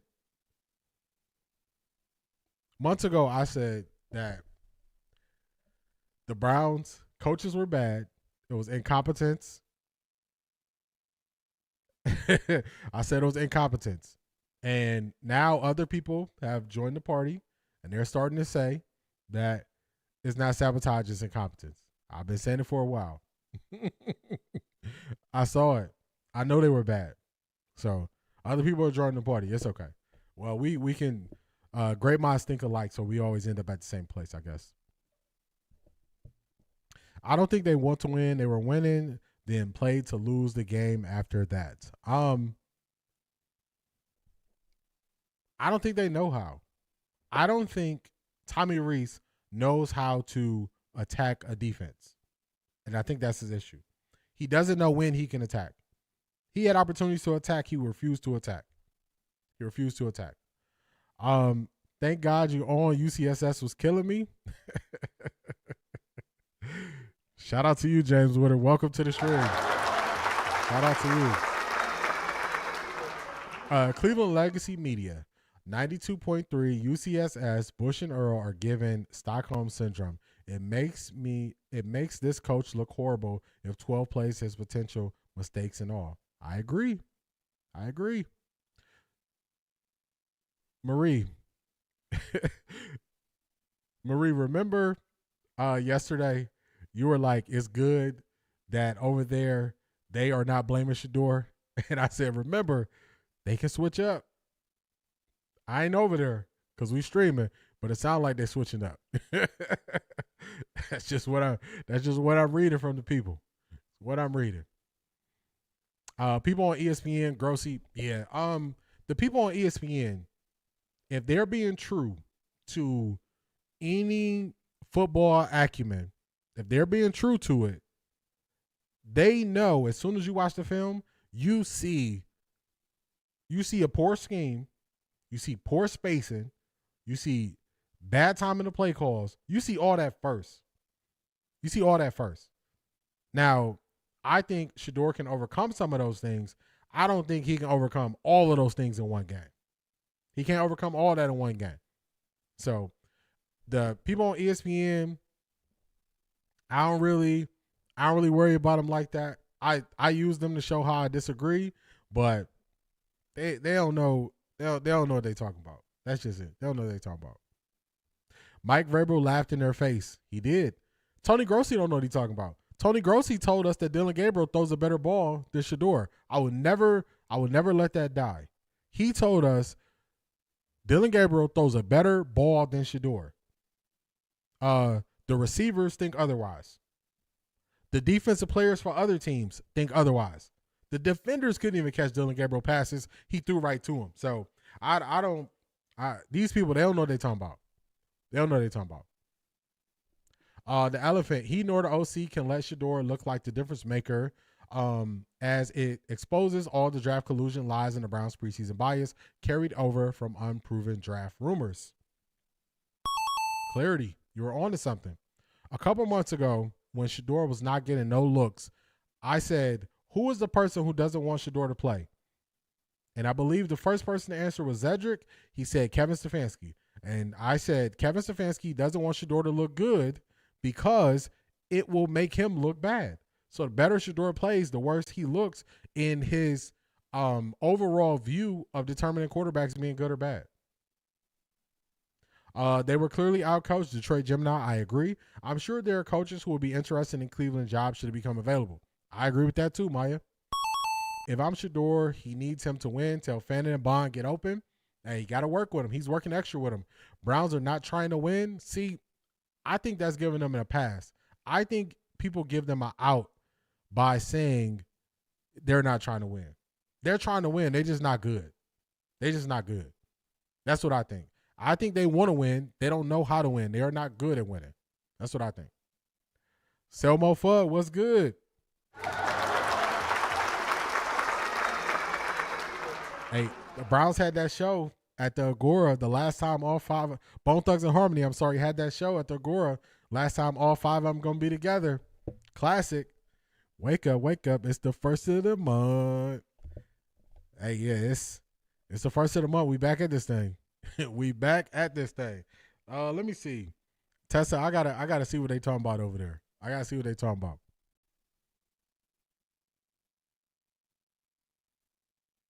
All right, we're gonna see it. I want to hear. Wait till the end of the year. Fire. I want to hear him say fire Tony Grossi. Fire. I want to hear Tony Grossi say fire Kevin Stefanski. I'm gonna find it before they take the video down. Before they take it down. Hi, Mary Kay Cabot. My name is Mary Kay, and I'm known for facial cosmetics. That's if she need a job. Hey, come on over. We got something for you. You don't got to keep doing this. All right, let's see. I'm gonna see if I can find it. Tessa. Shedeur is playing better than we can ask given the team he's on. The Browns have decent players, but no one to bring out the best in them. I agree with that. Very good assessment. These guys don't do anything special. Block, hustle, run, great routes. Nothing stands out with these guys. I agree. Look what happens when you believe Panthers won against the Rams. That's it. Nobody would have picked that. Tony Grossi said he wants Stefanski fired. He's going off. All right, let me try to find it. I got them right here. All right, I got Grossi. And we got to find it before they take this down. You know, ESPN Cleveland take their stuff down. Let's see. We're going to get to it, y'all. We're going to get to it. Sour Apple 5-hour energy shots. Don't mess around. All right, we ain't going to play their ads, though. We ain't going to play their ads. Tommy Reese is the front runner for the head coach position at UCLA. Take him. You can have him tomorrow. We don't need him. Take him. Take him. They clearly handicapped Shedeur. They played him like he is Dylan. They did. But only thing is they didn't even give him no rollouts. I remember you said that no one cares what they think. My advice is don't give those channels your viewership because they are only making money from your engagement. Everyone don't watch. That's it. That's it. I wouldn't listen to Tony Grossi telling me the sky is blue. Yeah, Tony Grossi all over the place. I want to hear him say fire Stefanski because he's been very hesitant to say that. Wearable blanket. Let's see if we can find it. Whereas the point I'm trying to make is no rookie quarterback can overcome that. I thought Flacco Shedeur played well. I thought he Flacco played couldn't. okay. He missed a throw and took 3 sacks. But other than that, he didn't turn the ball over. He really didn't have a chance. Tony, if Joe Flacco didn't look good in this offense, I'm sorry. What? That's what my point is. Flacco couldn't even overcome these blunders around him, and the structure of the offense, for that matter, either. It's just incredible how these things in this 6th year continue to haunt him. Tony, speaking of that, 4th losing alignment. season. All right, let's see. I think they're probably about to get to it right after that. All right, let's see where I leave off at. Jerry Jeudy is the worst. He does nothing elite to catch the ball. He is a diva. Don't want to play hard. Yeah, I got no defense for Jerry Jeudy. Will Grossi can't forget his invite to the Stefanski house for Christmas. Yeah, he was holding out. He wasn't going to call for him to get fired until after Christmas. Their only conversation is about Shedeur every day. That's it. Maurice, that's why I intentionally started this show off speaking on football first, all the reasons why stuff went bad. I went to all the reasons why stuff went bad. Guys, we need to stop watching Cleveland media. I can't tell you what to watch, but I can tell you, make sure you like, comment, and subscribe. I'm live Monday, Wednesday, Friday, 10:30 Eastern Standard Time. Y'all know I'm here for a couple hours. We have a good time. I'm doing watch parties for the Browns games. Y'all know where to find me. I ain't hard to find, like Coach Prime say. Y'all know where to find me. So if you need something to watch Monday, Wednesday, and Friday, y'all know where to go. Y'all know where to go. Well, look at here. They have abandoned the script. It don't take long. I think the team want to win. Stefanski and the OC under Stefanski micromanagement can't let Shedeur be great because it exposes the draft slide collusion, the Browns preseason bias based on draft lies. Yes, there's one question I said Kevin Stefanski will not have a good answer for. At the end of the season, they're going to have their exit interviews. He's going to sit down with Jimmy Haslam. Jimmy Haslam is going to ask him, why does the quarterback who you didn't want look better than the quarterback you wanted, who you poured everything into? When he gets that question, Kevin Stefanski will not have an answer. He gonna get that pink slip. Jimmy Haslam, he gonna treat him nice. He gonna treat him nice, y'all. He ain't gonna do him bad. He gonna slide that pink slip right across the table. It's been real. I appreciate everything you've done for us. Thank you. But you got to go. Got to go. Everybody complaining about the 4th and 26th play where he decided to run instead of throwing the ball, but Jerry Jeudy wasn't running. None of the receivers looked back for the ball. What are we doing? The game is over. They're saying just throw it up for the sake of throwing it up. I'm going to show y'all how crazy that is. When a team is losing, at the end of the game, they hand off to the running back to burn clock. Do they have that same energy for that team? Do they ever call out that team for running the ball just to get the game over with? Do they ever call out the losing team for doing that? But you put Shedeur Sanders' name with it. You get an opportunity to speak on Shedeur, then you say that. That's all it is. Charmaine. You about to lose your job. You about to lose your job. Gotta lose it. You're right. Kevin Stefanski wants to win with DG, not Shedeur Sanders. That's it. I appreciate that, Wet 11s. I appreciate that. Stefanski never thought they would go against him, and they are cooking him on national media. When Bruce Arians start calling out Kevin Stefanski, I said this is the worst thing for Kevin Stefanski. I said because they are going to national media, the biggest shows, saying bad things about him. Once I said that, everybody see it. I got to steal this from you, Zedric. I wasn't wrong. I was just early. On a lot of stuff, y'all. I wasn't wrong.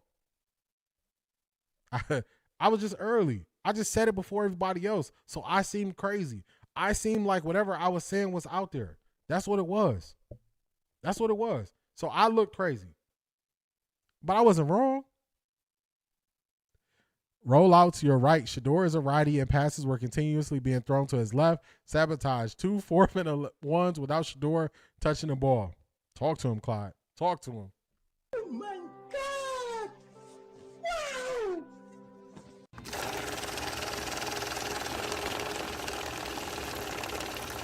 I got money. James Wooder said, I got something to say. You have to give us 6 days.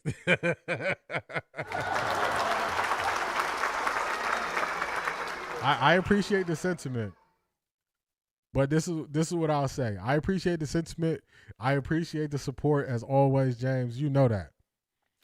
For me, I'll tell y'all the reason why I don't go live 5 days a week. I'll tell y'all the reason. The reason why I don't go live 5 days a week is because I don't want to fall into the trap of having to put on the show for the sake of putting on the show. If I come before y'all, I want to make sure we have something to talk about. It's going to be entertaining. It's going to be a reason for y'all to be here. Y'all are going to tune in. There were times in the summer where I heard people saying on other shows, I'm just here because we got to do a show. So you talk about random subjects. You talk about random things. I don't want to be that guy for y'all. I want to make sure y'all enjoy yourselves when y'all here. That's why we got to space it out to make sure when we talk, it's worth it. It has to be worth it. I would be doing y'all a disservice if I just threw 2 more days on and I end up being here, Monday through Friday, and then Tuesday and Thursday, I don't got nothing to talk about, and we just rumbling and bumbling through a show. Then we got to call somebody out, try to make drama. I wouldn't do y'all that way. I respect y'all time. And I appreciate y'all too much. So that's why I do the Monday, Wednesday, Friday. That's why I do it. Brown's latest podcast is a Shedeur supporter who calls for Kevin Stefanski and firing just about every day. He's on our side. Yeah, I used to, in the summer, I used to review some of the stuff Brown's latest was saying. But he's not bad. He's not bad. He's a little quirky, but he's not bad. I'll say that. He's not bad. Gigi, what's going on? Salute to you. Key Mathis, that's exactly it. That's going to be his face. He's not going to have an answer. When they ask him that question, he's not going to have an answer. I appreciate the love, A.M. Williams. I appreciate that.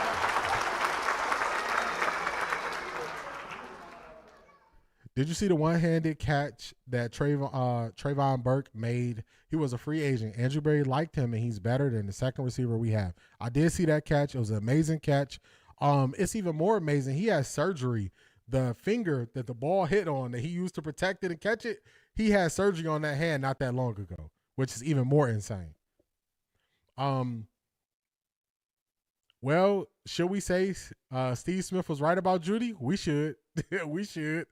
I want accountability about that draft slide. I'm hot about it. That's why he's in everyone's mouth, and the fake pretext used for every ill-informed critique to devalue him. I pray for full exposure. Yeah, show your hand. I want them to keep talking. Expose yourselves. I believe your character is true. You'll always have a good show. You could talk about a hill of beans, and I would enjoy it. I appreciate that, Red 11. I appreciate that. I really appreciate that. That girl Bree, what's going on? Good morning. Good morning. The Browns are going to give you something to talk about 7 days a week. They try to. I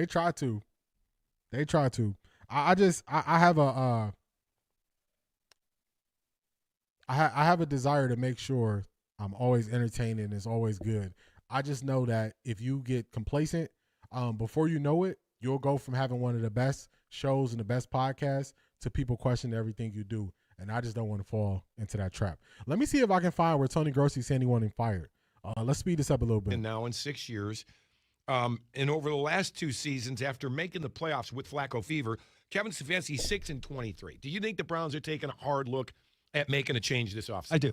I do. And I think it'll all come to roost at the end of the year. You do. Okay.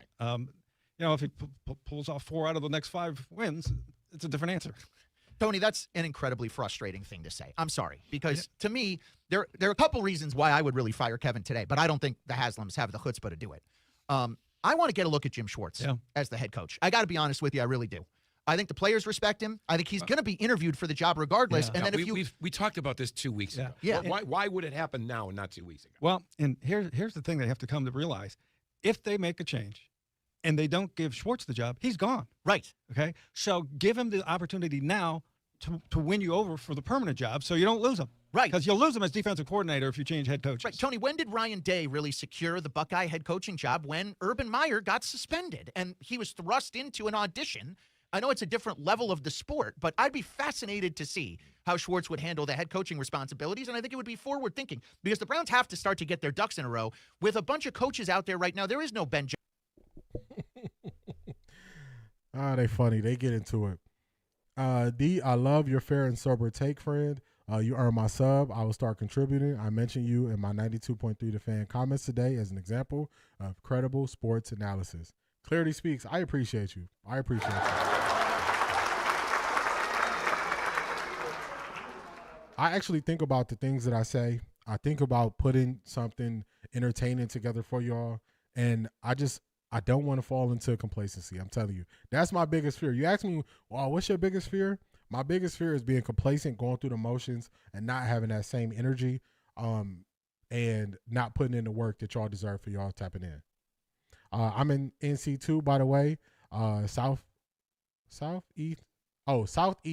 Wilmington.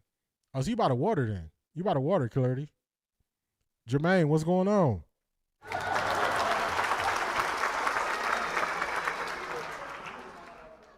That's why I want to keep 3 people. Andrew Berry, keep for now, the linebackers coach, and Jim Schwartz. That's it. I agree with you, Jeffrey. I would keep those as well. That's the Deshaun Jackson blueprint from the Philadelphia Eagles. Speed to burn. I agree. You got to beat them over the top. You need speed. I don't understand how the Browns can go from that stellar first half performance with decent QB play and blow it in the second half. They're just not good. They're not good. Not good at what they do. I did not know a team could be this dysfunctional. What the heck is wrong with Jimmy Haslam? If he wants to give away free money for nothing, he can start over here. Let me tell you.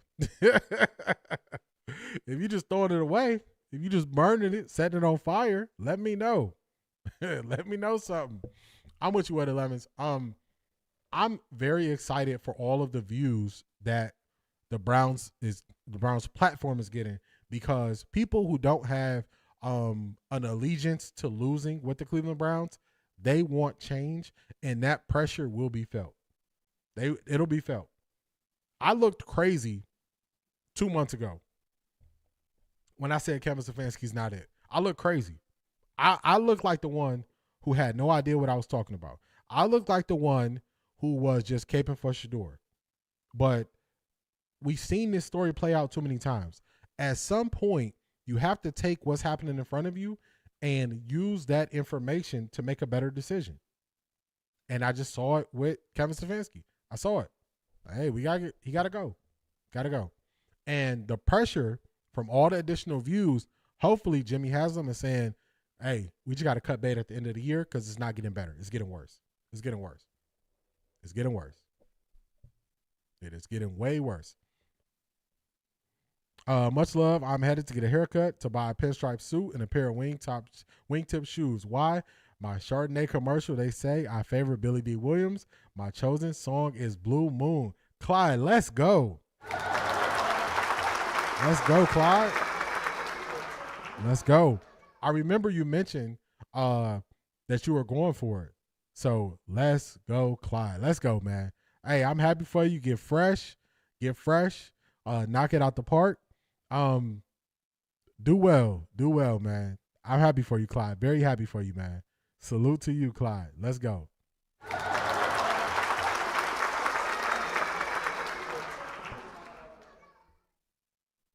The Browns need a Jamar Chase, Stephon Diggs caliber wide receiver. I know there are more. Jerry ain't it. None of them are. Yes, you got to get those guys at the top of the draft. Top of the draft. You got to spend the draft capital. You got to get a guy in the top 20. That's what you got to do. Top 20. You got to spend it. This was a winnable game. I'm wondering, does Stefanski love football? Did he get his job because his father? He does not seem to care. Kevin probably really hates Shedeur now. I don't know. He could have got doors open for him faster in Minnesota because of his father. But to me, I'm stamping Kevin Stefanski on one thing: not good at his job. Not good at his job. And he got to go for that reason. For that reason and that reason alone, he is not good. He doesn't manage the game well. He has poor clock management. He doesn't know when to challenge the play. He doesn't know when to use timeouts. He doesn't get the most out of his players. He's supposed to be an offensive-minded coach that had to give up offensive play calls 2 years in a row. He's just not good. He got to go. He got to go. And I'm not saying your reasons are wrong, Wet 11s. Your reasons could be right. That he got, pushed through the door or moved up the ladder because of his father. But he got to go. He got to go. He has to go. 707s isn't real NFL throws. Oh, yeah, definitely not 707. 707 is okay for timing, but you got to know what the defense is doing. You got to go against the defense. Or we can do what the Bills and Green Bay Packers are doing, a bunch of number 2, 3 receivers. You would have to be really good at identifying wide receiver talent to do what I don't like what the Bills are doing in wide receiver, but Green Bay, I like what they're doing. But you need to be able to identify talent. You have to be. Green Bay is really good at getting wide receivers outside of the first round and just stacking more and more wide receivers, just stacking them. So you got to be able to identify the talent. The Browns have not been able to do that. Not been able to do that. Don't become a slave to the algorithm. Quality, value-driven content, and it will reward you. There is value in authenticity and allegiance to truth. You grow slow, but you build a loyal, generous audience. 100% agree with you right there. 100% agree with you. Also, I want the experience to be different. I want y'all to be recognized. I want this to be conversational. I want us to go back and forth in the comments. That's part of the reason why I put my stuff on subscriber only. A person is coming in here to disrupt everything. They don't even want to subscribe to you. So I could leave subscribers off. The chat could be going crazy. I could not recognize or, grow with y'all. But I'd rather grow at a slower pace, like you said, so y'all have a better experience. And I'm okay with that. Clyde, you got to keep us posted. Definitely keep us posted, Clyde. Definitely congratulations again. Kevin is going to lose his job because you dislike this man for no reason. I think AB is going to trade Dylan and going to get a veteran backup behind Shedeur. I think we spoke on the quarterback situation last week. Ideally, I would like to see us Shedeur be the starter. Deshaun Watson number 2, Dylan Gabriel number 3. You have a vet in the room. I don't think we can just absorb the $80 million dead cap hit to get rid of Deshaun. I don't think we can absorb it and build out a team. I think that's too much to take that $80 million cap hit and then go get another vet. And then Dylan Gabriel is cheap. Dylan Gabriel, he could be a camp arm and a third string quarterback. He could be that. He could be that. Why would he put Fannin out there with the backup center? Just poor decisions. Poor decisions. Poor decisions. That's what it is. He's just not good at decision making. Not good at it. Kevin Stefanski won Coach of the Year with someone else's players. He did. Keith, he also didn't even get the most out of those players. All those players, somebody else got the most out of them before Kevin Stefanski did. Somebody else did, which is crazy. Romeo Dobbs, Alec Perk, and George Pickens are the 3 free agent wide receivers I'm looking at. Romeo Dobbs might be the one that we could afford. George Pickens, the year he's having, he is commanding big money. George Pickens is going to get wide receiver 1 money.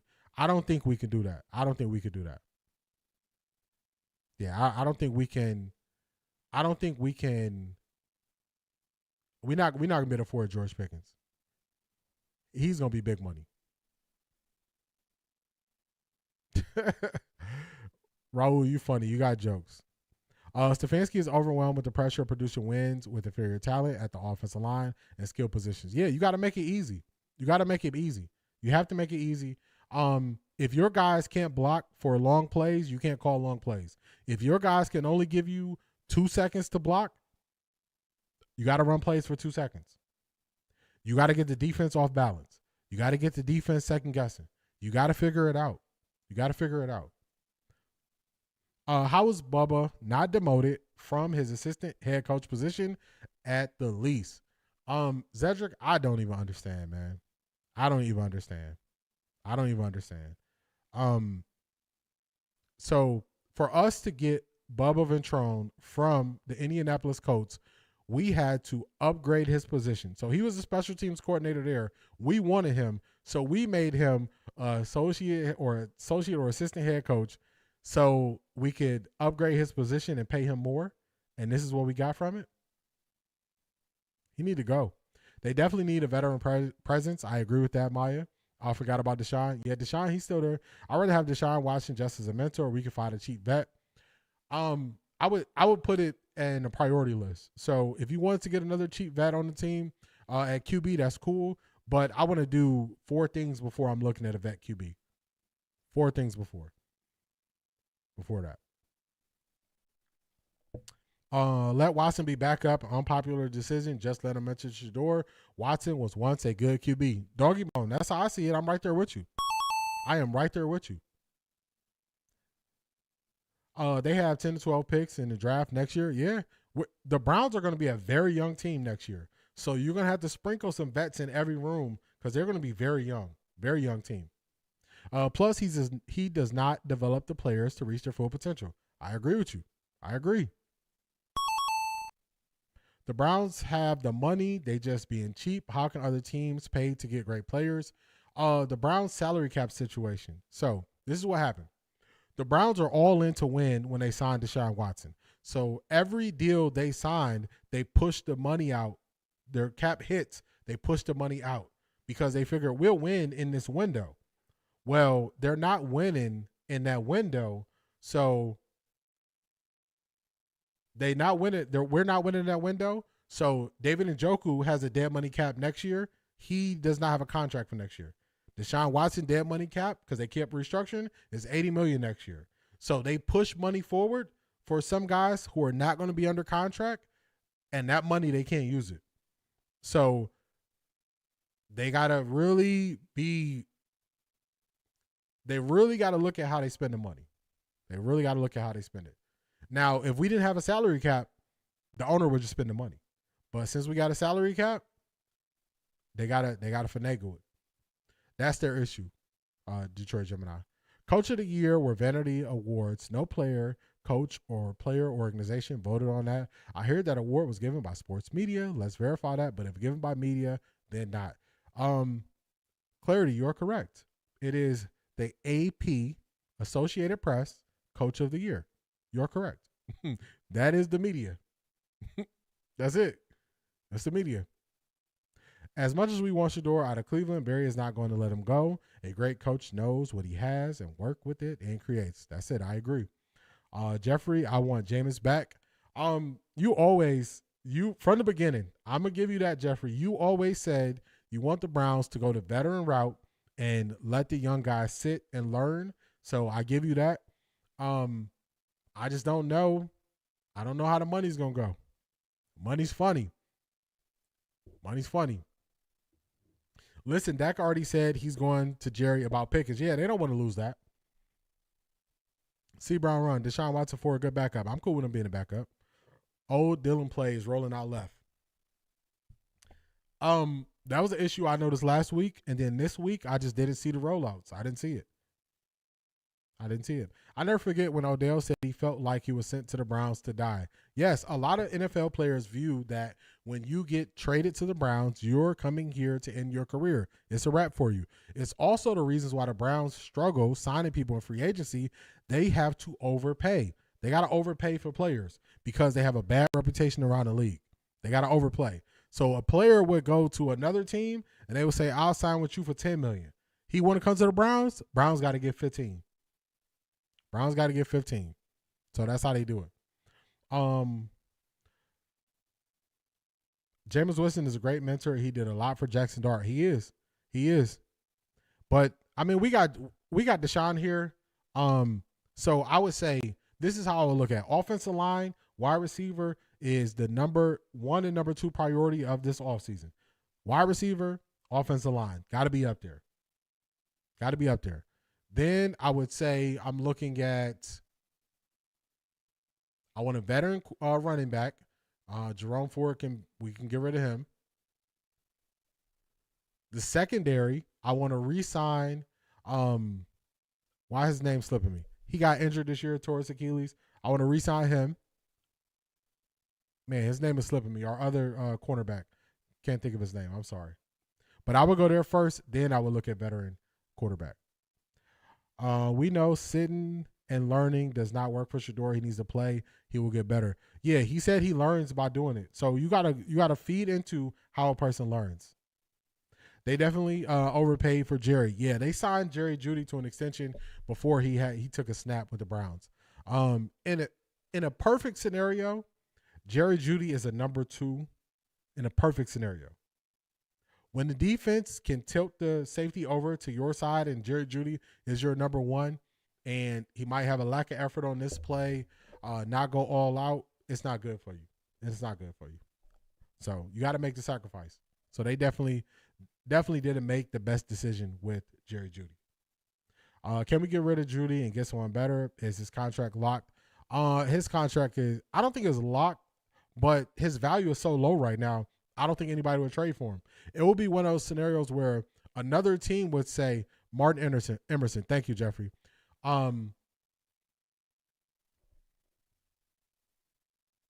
It's one of those where I lost my train of thought doing too much.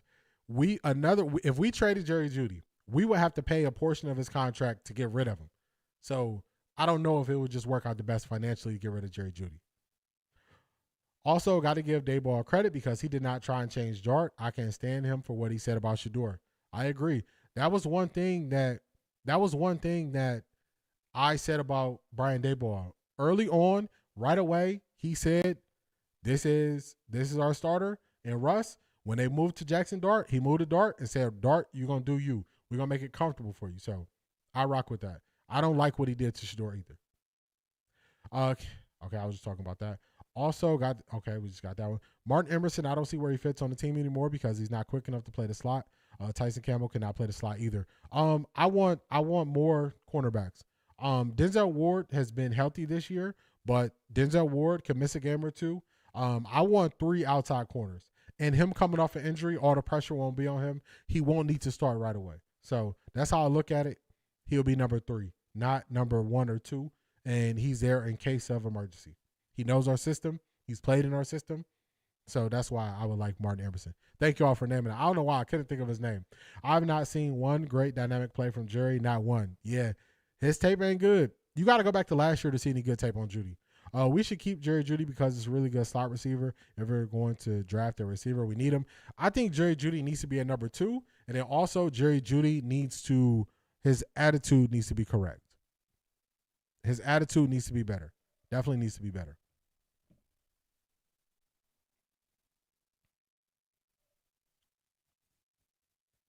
Maybe Martin Emerson moves to safety because he's going to be even slower with the injury he had, and he's already physical. Yeah, I would have him as my number 4. I would have him as my number 4, number 3, number 4 corner.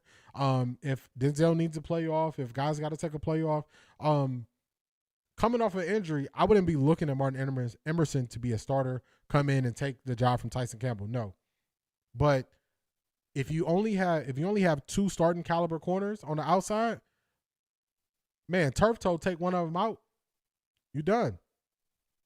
So I want to see us have more depth. That's what I want. Let's see. Let's see if there's anybody else we're gonna jump to on YouTube. Great conversation by y'all. All right. I didn't see this. Sanders had his second start for the Browns, and what was his first loss as an NFL starting? All right, we're going to get to. I want to see what Cam Newton has to say about Shedeur today. Let's see what they got to say about Shedeur. Let me get to it. If Stefanski fired, 12 should ask Barry to trade to get his former 23 teammate Xavier Weaver, undervalued, developed like 12. Weaver, the receiver, replaced Jerry Jeudy, already got chemistry. Yeah, Weaver, I don't know why he's not getting a better opportunity in Arizona. I don't know why he didn't get a better opportunity there. Let's see what Cam Newton got to say about Shedeur. I believe in equal opportunity. I believe that whatever you've given one, you should give the other. I believe that we have to develop our players in the best way we know how. And if you've given Dylan Gabriel, if you've given Joe Flacco an opportunity to properly evaluate them, you need to do the same thing for Shedeur Sanders. Is it a week-to-week basis? Is it a whole year basis? That's between Kevin Stefanski and his coaching staff. But the truth is, given what was, the situation yesterday, I was pleased with what Shedeur Sanders did do. Do I believe that the Cleveland Browns are a good team? Hell no. They don't have the proper talent. They don't have a specific or a dynamic. We're going to be mad at it, Tessie? Whether at the tight end position or a receiver position, and you're asking a rookie and a rookie running back to carry your team, or now a rookie quarterback to carry your team, and it's not a recipe for success in the National Football League. So, when you have this type of dynamic, the only thing that makes, in most recent history that I could compare it to was when Dak Prescott was a rookie, and then you had Ezekiel Elliott. But the thing that they had was an unbelievable offensive line, and you had options at the receiver position. Right. That's not what Cleveland has right now. Not at all. Stephen A. All right, so hold on. Let me get ready. Coming from camp, but it was. let me get ready. Tessa said, "Y'all about to be mad at Stephen A. and his comments, child." Okay, thank you for the heads up. I did not like Jerry Jeudy trying to play with Shedeur with all the hand clapping. Yeah, I didn't like that either. I like that Shedeur showed him that it wasn't cool by setting him up and let him know it's not cool. I like that. Bad coaching, no accountability for bad coaching. I agree. Got to have accountability. You guys could not like Jerry Jeudy. I haven't seen with my eyes, but he could be with the right coach in the scheme. Jerry Jeudy is a number 2. That's what he is. If you go get a top wide receiver like a Carnell Tate, like a Jordan Tyson, the defense leans on their side. Jerry Jeudy in one-on-one matchups, I think he could be better. But him as a number 1, I don't know about it. Stephen A. doesn't know football. It becomes clear every time he speaks on it. I gave him too much credit. Uh-oh. What? Uh-oh. Cam, he gave a measured take. Let's see what Stephen A. got to say, because we got some warnings. It's totally unnecessary. Dylan Gabriel ain't your starting quarterback for the future. Therefore, find out whether or not Shedeur Sanders can be the rest of the season. I think Shedeur Sanders should be starting for the rest of the season, and that should be that. It's very, very simple and plain to me. Because Joe Flacco is not there, and he's not going to be there any longer, because Bailey Zappi ain't going to be your quarterback, because Dylan Gabriel ain't going to be your quarterback, does Shedeur Sanders have a shot to be your starting quarterback or not into the future? If that answer is yes, then you want to use every opportunity under the sun to explore whether or not that's something that he could manufacture into or fall short of. Yesterday, he completed 8 of his first 11 passes. All good, Clarity. I appreciate you tapping in. Clarity. Definitely like your perspective and like the energy you provide in the chat. So I appreciate you. Thank you for tapping in, Clarity.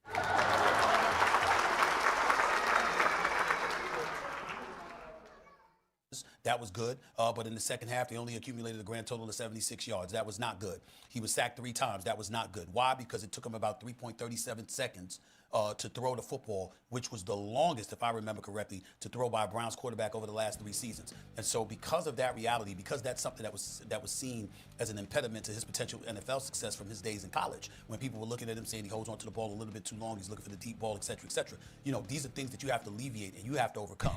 You're not a big-time scrambler. You don't have those kind of wheels. You can't hold on to the football as much as you possibly can. Kevin Stefanski, can you use these next few games to get rid of that kind of ailment so he can be better at it, better at getting rid of the football quicker? Because we know he's not looking to scramble with the football. Can that kind of stuff happen? You got to use these opportunities to find that stuff out. The Browns are not going anywhere, and we know Dillon Gabriel ain't the quarterback of the future. Therefore, you look at Shedeur Sanders and you utilize this time to find out whether or not he can and will be or not. He had a 12 QBR. What's going on, Ms. Brown?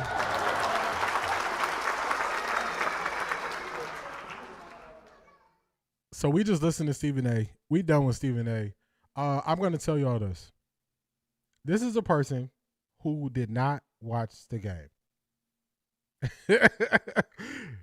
Tessa, you was right. You gave us the heads up. You gave us the heads up, so we definitely appreciate it. Stephen A. didn't watch the game, y'all. He didn't watch the game. He didn't watch the game. So many people did not watch this game. I was gonna review Uncle Ocho. The more they spoke, I realized Ocho didn't watch the game. I was like, man, it's no point. The people who don't watch the game, they can't really have a good conversation about it. This is the #1 sports show on TV, and he didn't watch the game. He didn't watch the game. They're speaking on if Shedeur should be the starter. Shedeur has already shown more than Dillon Gabriel. This is not a question. This is not a question. That's not a question that you need to ask someone. That's not a question. He's already surpassed Dillon Gabriel. He didn't watch the game because I told y'all maybe a month ago, I told y'all the way you determine if somebody actually watched the game, if you want to know if somebody actually watched the game, see if they give you any value or any feedback on how the game went, or if they just recite stats. He studied the stats. As soon as he just started reciting the stats, when he took the sacks and all this stuff, I already knew what it was. I knew what it was. He didn't watch it. That's all it is. He didn't watch it. This is what I don't want to become, y'all. When we were speaking earlier, and I appreciate y'all saying, you know, I can speak about anything and I can come on here any day. This is what you turn into. You turn into somebody who didn't watch the game. You turn into somebody who didn't watch the game. They read the stats and they try to say it. So that's all it is with Stephen A. I don't really got no energy for him because he didn't watch it. Yeah, Maya, that's it. He read the stats. His assistant handed to him. Yeah, he didn't watch the game. He didn't watch the game. He didn't watch the game. He didn't watch it. So he's basically saying Shedeur is at fault. Yeah, he did not watch the game. That's it. This is what I want y'all to do. When you come across these people who speak on sports and they don't watch the game, just move on. I don't even feel no type of way as Stephen A. because I see right through it. He didn't watch it. we can't give him no energy, y'all. We can't do it. Stephen A. never watched the games, but he has to be the loudest voice in the room. Maya, I love it. Shedeur Sanders hold on to the ball, look for the big play. Doesn't Josh Allen do the same thing? He does, Jeffrey. This is the Josh Allen. If you notice, I got to point this out for y'all. He said, Stephen A. Smith said, Shedeur Sanders has the longest time to throw based on any Browns in the last 3 years. Do y'all know what he didn't say? He didn't say the NFL this year. You want to know why? Because Josh Allen has a longer time to throw than Shedeur Sanders. And it won't fit what he's it won't fit his narrative. It won't fit it. That's why he didn't say that. Jeffrey knows it, though. CO7, 111, what's going on? He all over the place. Ocho said he was at the cigar bar. He didn't watch the game in its entirety. Oh, I'm happy he admitted it because I was going to have them on the show and I saw him reading the stats And he was like, nothing really to say about the game and all this. I was like, oh man, Ocho ain't watched the game. I was like, no point. But I'm happy he admitted it. My new rule: if you don't break down film and don't do subject research, I'm not listening to you. Media being exposed as slaves to the algorithm, showing up to get their check, cause to speak well. That's a fact. I told you I don't want to fall into that spot. Stephen A is in that spot. He is in that spot. He went straight to the stats, Cedric. You see it. Straight to the stats. Ocho never watches the games. I don't know why he is still on the show. Sometimes it seems like he barely played the game. I'm surprised Shannon has not replaced him. Ocho to me is to play the joking, butt end of the joke, not push back too much, kind of play the role to me. That's what I see. That wasn't so bad though. They killed me acting like QBs don't get sacked. It's crazy. It's like it's their only measurable for Shedeur. It's insane. That's it. He even had to say, well, he didn't have no turnovers. Hardest working man cutting corners. Let me tell you. Do y'all remember as kids, depending on where you lived at, sometimes you would cut through somebody's yard trying to get somewhere faster. You would cut behind a building to get somewhere faster. That's Stephen A. Smith, y'all. He trying to get to the corner store to get his candy, so he cutting through the parking lot. He not walking all the way around. That's what it is. It was irritating that on Nightcap that they were speaking on the Judy incident without watching the clip. I guarantee after watching it, we get another take on Nightcap. CO7, 111. That's another one. Ocho was like, I didn't see it. Shannon was trying to break it down to him. I don't think Shannon saw it either. I think Shannon was told by his producers what happened. I don't think he saw it either. Ocho said he didn't see it. So it was whatever I was going to take from their show. I just was like, I can't, because they're just speaking. They're just talking. It could be worse with Stephen A. He may have watched, but is being disingenuous with this analysis to regurgitate a false narrative. See, Keith, the only thing is, last week he was questioning Kevin Stefanski. If you watch the game, it's no way you're not questioning Kevin Stefanski more. This was one of Kevin Stefanski's worst coaching jobs he's done in a game. So just watching that game, you wouldn't even be able to get through a whole assessment of Shedeur without speaking on how bad Kevin Stefanski was in that game. So that's why I don't think he watched it. You're right. He did not watch the game. I don't think he did. That's why there are so many people who think DG can play. They simply read his stats. Our eyes never deceive us. I agree. Maya, I agree. Stephen A. has to say whatever they tell him to say. That's what it seems like. I always thought sports shows were honest. I'm really disappointed because people don't realize the damage you can do to people by constantly tearing them down. Wet 11s. When athletes start getting into media, that was the main reason why they got into media, because they were like, they're not telling the truth. They are not saying what is happening. They are not saying what is happening. They are not telling the truth. They're not calling it how it is. They are creating a narrative. I saw his tweet. Cedric. McNuggets.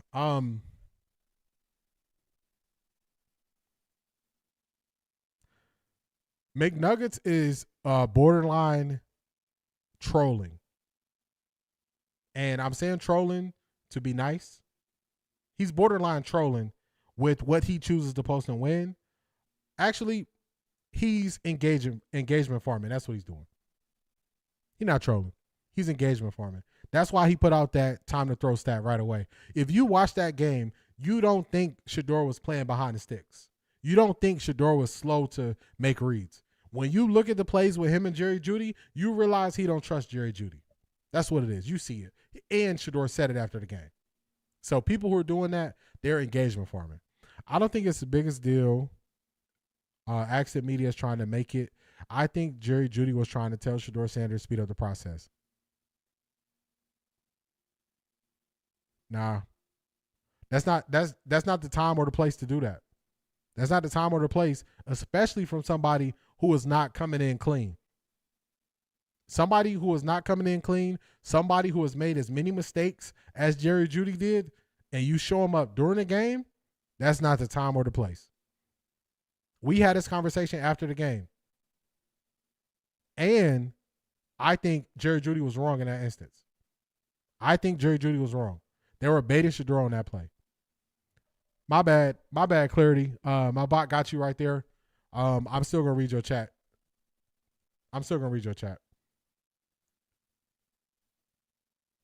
Yeah, Jerry Jeudy was wrong on that play. He was wrong. Jay Jones on Speak Easy said Jeudy was out of pocket. They watched it. There you go. You don't show up your teammate like that.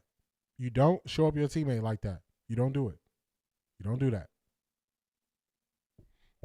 Stephen A. Smith got that call, hence his lack with Stefanski. Yeah, he's not. It's no way you watch this game and don't go at Stefanski. It's no way. Dylan gets 6 sacks, but they never focus on his sacks. They're not serious. I agree. You know it's bad when Tony Grossi is saying the play calling was bad. Yep. Brock Purdy and Shedeur had the same stats and played the same way, but if Shedeur played bad, why nobody saying Purdy should have played better? It don't fit their narrative. Let me see if PFF upgraded. If PFF finished their grades, I'll see if I can find Brock Purdy's time to throw. Clarity Speaks. Let me get your message. These former NFL athletes and legacy media turn YouTube/podcasters takes this space for granted. It's a lick. They think it's easy for them. They are relying on celebrity for views. 1,000% agree with you. I don't know why my bot just woke up and it just started taking y'all stuff like this. What is the bot doing? I'm going to look up Purdy's time to throw, Cedric. Shedeur didn't need Skip to Malou trying to front him on the sideline. Yeah, that wasn't right. That's why I don't speak on Dylan other than he's not better than Shedeur. I agree with that. That's the way to go. Jerry was just wrong. He is a rookie quarterback in his second game. How dare you do that to him with his inefficient, incompetent self? Yeah, you can't be going to him like that. Jerry Jeudy was absolutely wrong. Jerry Jeudy, this is last chance USA, for real. Wet 11s. Let me see your message here. It's a way you talk to a person. Jerry could have handled it another way. If he was in the street, he would have been fighting. Yeah, you can't stand over nobody like that. Jerry can't tell Shedeur nothing. Yeah, he got to do way better than that. For a veteran, Jeudy was big wrong. Hope he shows character and apologize to Shedeur. I didn't really leave for Stephen A. I was joking. You still here? Clarity said it was a pump fake. If Shedeur wasn't in the NFL, what would they be talking about? The world may never know, Beast, because they don't have no good takes. Let me try to pull up this PFF. Jerry never said nothing with Flacco and Dylan. I believe they might have told him hack up because why is he starting to act up now? The talent doesn't match the salary. I agree. I think Jerry Jeudy felt like it was okay for him to go with Shedeur based on how Kevin Stefanski has treated Shedeur. I think that opened the window for how you can go at people. That's what I think.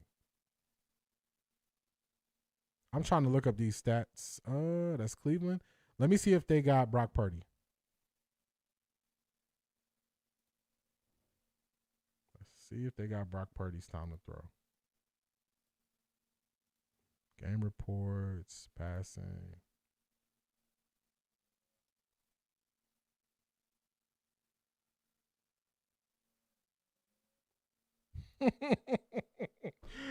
Oh my goodness.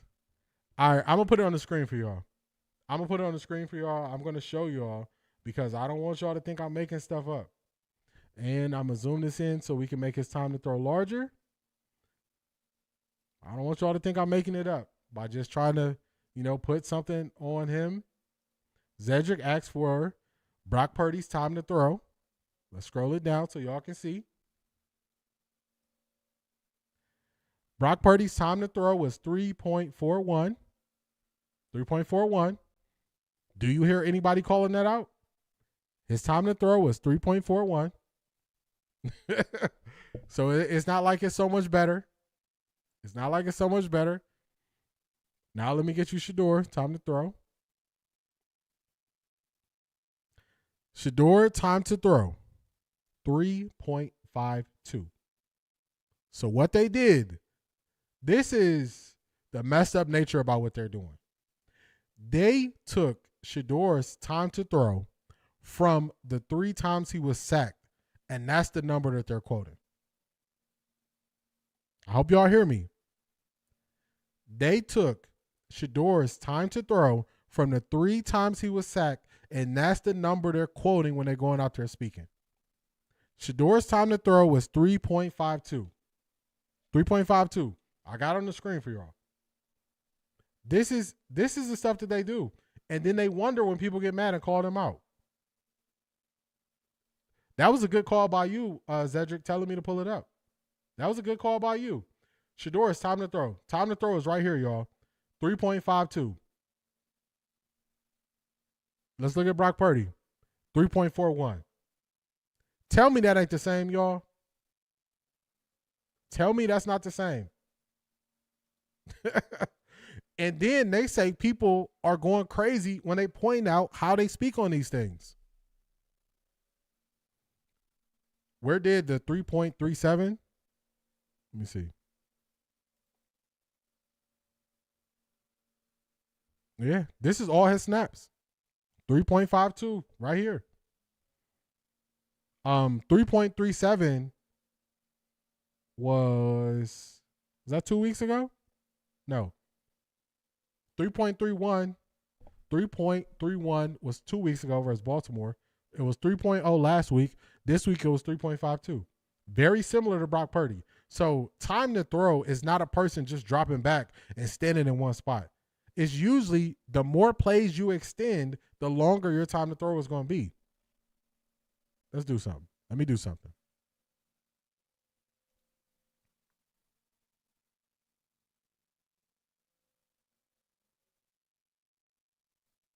No. Where we at?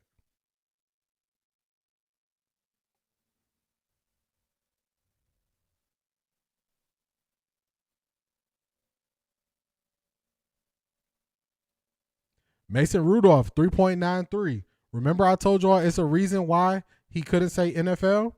Mason Rudolph, 3.93 yesterday. Josh Allen was 2.66 yesterday, so he had a better time to throw. But y'all see the games they play? Y'all see the games they play? That's the games they play. DG and Jerry Jeudy is cool. They got to be. I agree. That's the reason. Yeah, Shanithia is because Kevin Stefanski opened the door for it. Plus, Jerry Jeudy had the Mickey Mouse gloves on. He wasn't catching Keith. If not for Shedeur, they would be lambasting Cam Ward and J.J. McCarthy. Shedeur still shielding other rookies. Yes, he is. J.J. McCarthy has been so bad. And then Minnesota put in a rookie yesterday. Minnesota's rookie yesterday, he threw 4 interceptions in his first start. Let's see what his time to throw was. Max Brosner. And he had a fast time to throw. Oh my goodness. His time to throw was 2.60, but he had 4 interceptions. And he was sacked 4 times. So does time to throw matter as much as they want us to believe? Y'all see it. I'll just pull up the stats for y'all.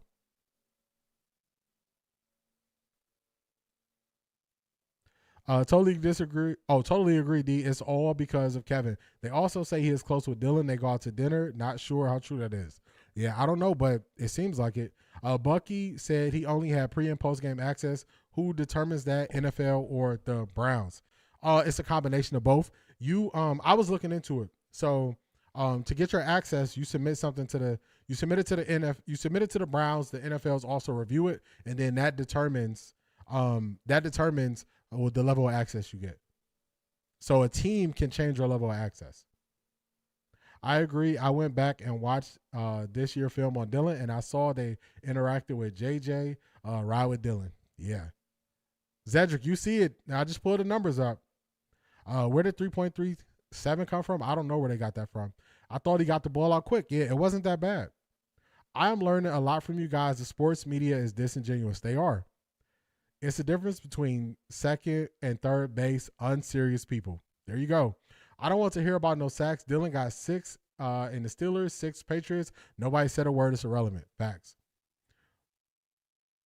Wait, is that Daystar saying about Kevin? They have their own problems over there. I don't know. This is what you say when you're not watching the games. Narrative, not facts. There you go. Shedeur is taking all the bullets for this rookie class. I agree. Shedeur gets the ball out in 2.5 to 3 seconds when the plays are run correctly. When the play take too long to develop or he is trying to make something out of a busted play. That's it. More propaganda. Just call all the BS take propaganda. As G. Bush calls it, 12's game is proving haters wrong, so deflect and project their hate for him on his delusional fans because his game is speaking. I agree. I wish people would just come out and say, I don't like Shedeur. Just get right to it. They're not going to talk about the other football players. They're only going to talk about Shedeur. I agree. Bring up Josh Allen. Josh Allen was 2.66 in yesterday's game. Folks make all kinds of excuses from Jerry Jeudy's performance. They keep saying he's just a rookie who needs the or you think talking about JJ McCarthy. Yeah, JJ McCarthy looks bad. He looks really bad. Aaron Rodgers, let's go.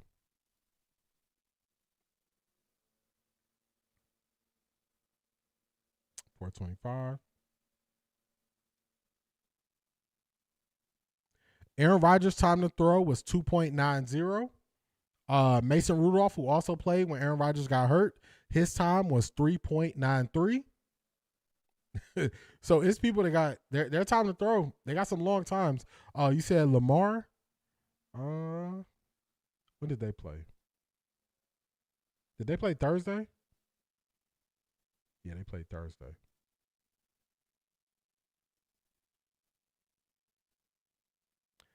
Lamar's time to throw, 3.16. Let's look at Burrow. Joe Burrow, 2.66. So I think the time to throw is such an overrated thing. It's for people who don't understand what's happening in the game.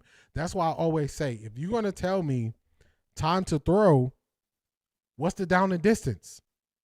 Is his time to throw on first down the same as it is on fourth or third down? It's a difference. That's why you need the stats. That's why you need the stats. Yeah, Lamar's was higher. Lamar this week was 3.16, Spiritual War. Yeah, Lamar this week, 3.16. I got it right here. This is when they played the Cincinnati Bengals, 3.16. Right there. So,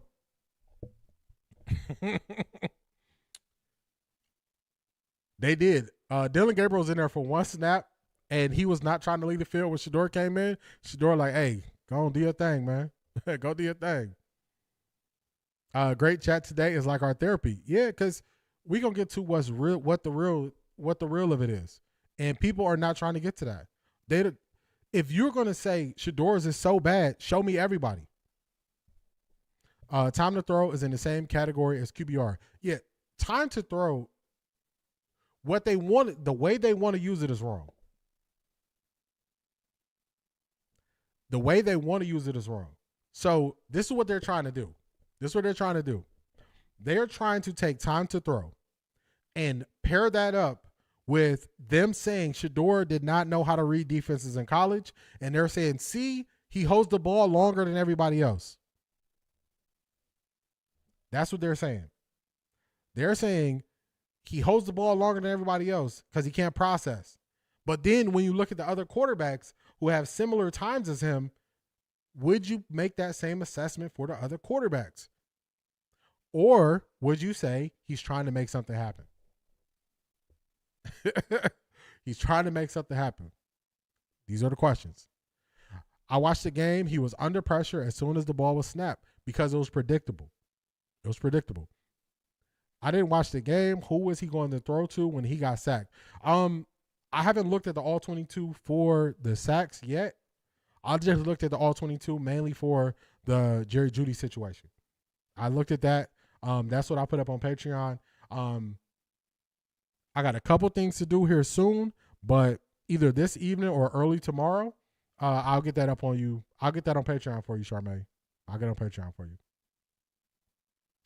I guarantee you that we can find a clip where Stephen A made the exact same comment about Shedeur before. That's it, Maurice. That's what it is. They're trying to marry the two things together. They're trying to marry the two things together. In college, he failed. Think about this. In college, Shedeur failed because it was all about football. It was all about football. That's what they said, right? All about football. Then they said he had a weak arm. Then they said he wasn't athletic. Then they said he took all the sacks because he couldn't process. That's what they told us. Then they said he wasn't running a pro-style offense. That's why he can't understand NFL offense. Now, they try to use the numbers to match what they said previously. So even if it doesn't tell the story, they're trying to pair it together. Even if the story is something different. I have another question for you. If you have been an NFL fan in the last 5 years, when have you heard them talk about time to throw for a quarterback? In the last 5 years.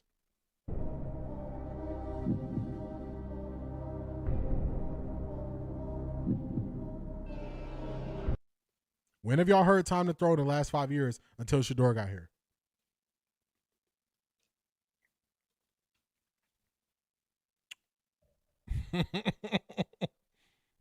Y'all haven't heard it. Y'all haven't heard it like that because they couldn't use it as a talking point.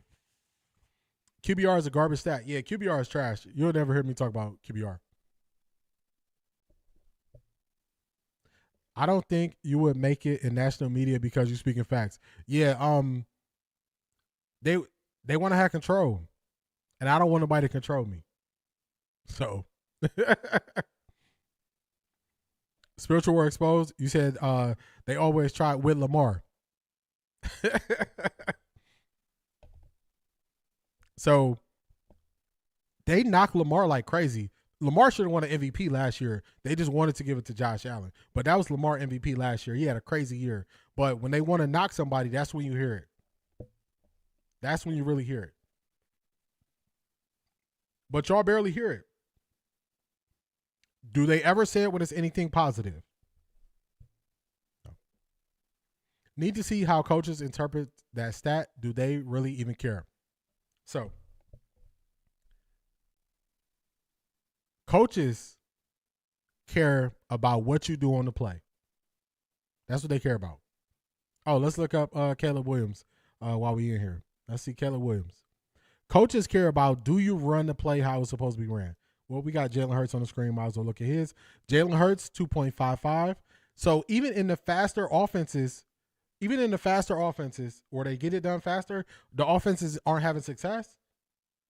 Everybody said the Philadelphia Eagles offense is broken.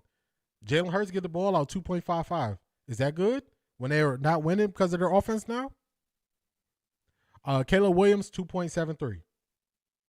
Caleb Williams, 2.73. So I think coaches interpret, do you do what you're supposed to do on the play? So if they say, okay, on this play, if you see man-to-man coverage, we run somebody in motion, you see his man, then this is what you're supposed to do on the play. Did you do what you were supposed to do on the play based on the keys of the offense? That's how coaches look at it. What coach have you heard say he needs to get his time to throw down? What coach have you ever heard say, I need you to get your time to throw down? Never heard it. Never heard it. Cam's point and SA's counterpoint, that's all it is. Comments he already had in his can that he can repeat anytime. That's it, Maurice. Cam Ward is the most sacked QB. Nobody says a word. They say nothing. Nothing at all. Let's get Cam Ward's. Let's get Cam Ward's before we wrap this thing up. We're Tennessee. They play Jacksonville. Cam Ward, 2.88. Cam Ward took 3 sacks. 3 sacks yesterday. Nobody said a word. Nobody said a word. They definitely don't bring it up for white QBs. Let's just be real. These stats are created to discredit black QBs. If you look at who they talk about it with, You'll see it. Hurts not that good to me. I don't think Hurts is that good, unfortunately. They won the Super Bowl last year. I had Hurts outside my top 5 QBs. I had him in my top 10, outside the top 5. People were mad at me for that, but now they're seeing it. And they never ever heard reps don't matter for QB2. You know it was slight collusion, how fast they rush to defend these draft era narratives and so ready to move on. All this raises suspicion. I agree. He's the first and only I've heard it used against. There you go. Caleb Williams, his rookie year, and last year they said he held onto the ball too long. Now that they're winning, they don't talk about it. There you go. Cam Ward, 48 sacks. Geno Smith, 46 sacks. Justin Herbert, 38 sacks. Drake May, 37 sacks. They don't talk about it. They don't talk about it. They don't bring it up. They just keep it moving forward. So, y'all see what it is. Y'all see what they're about. Y'all see what they're about. They're not being honest in their conversations and the conversations they're having. So, y'all see what it is. This has been another great episode, y'all. Another great episode.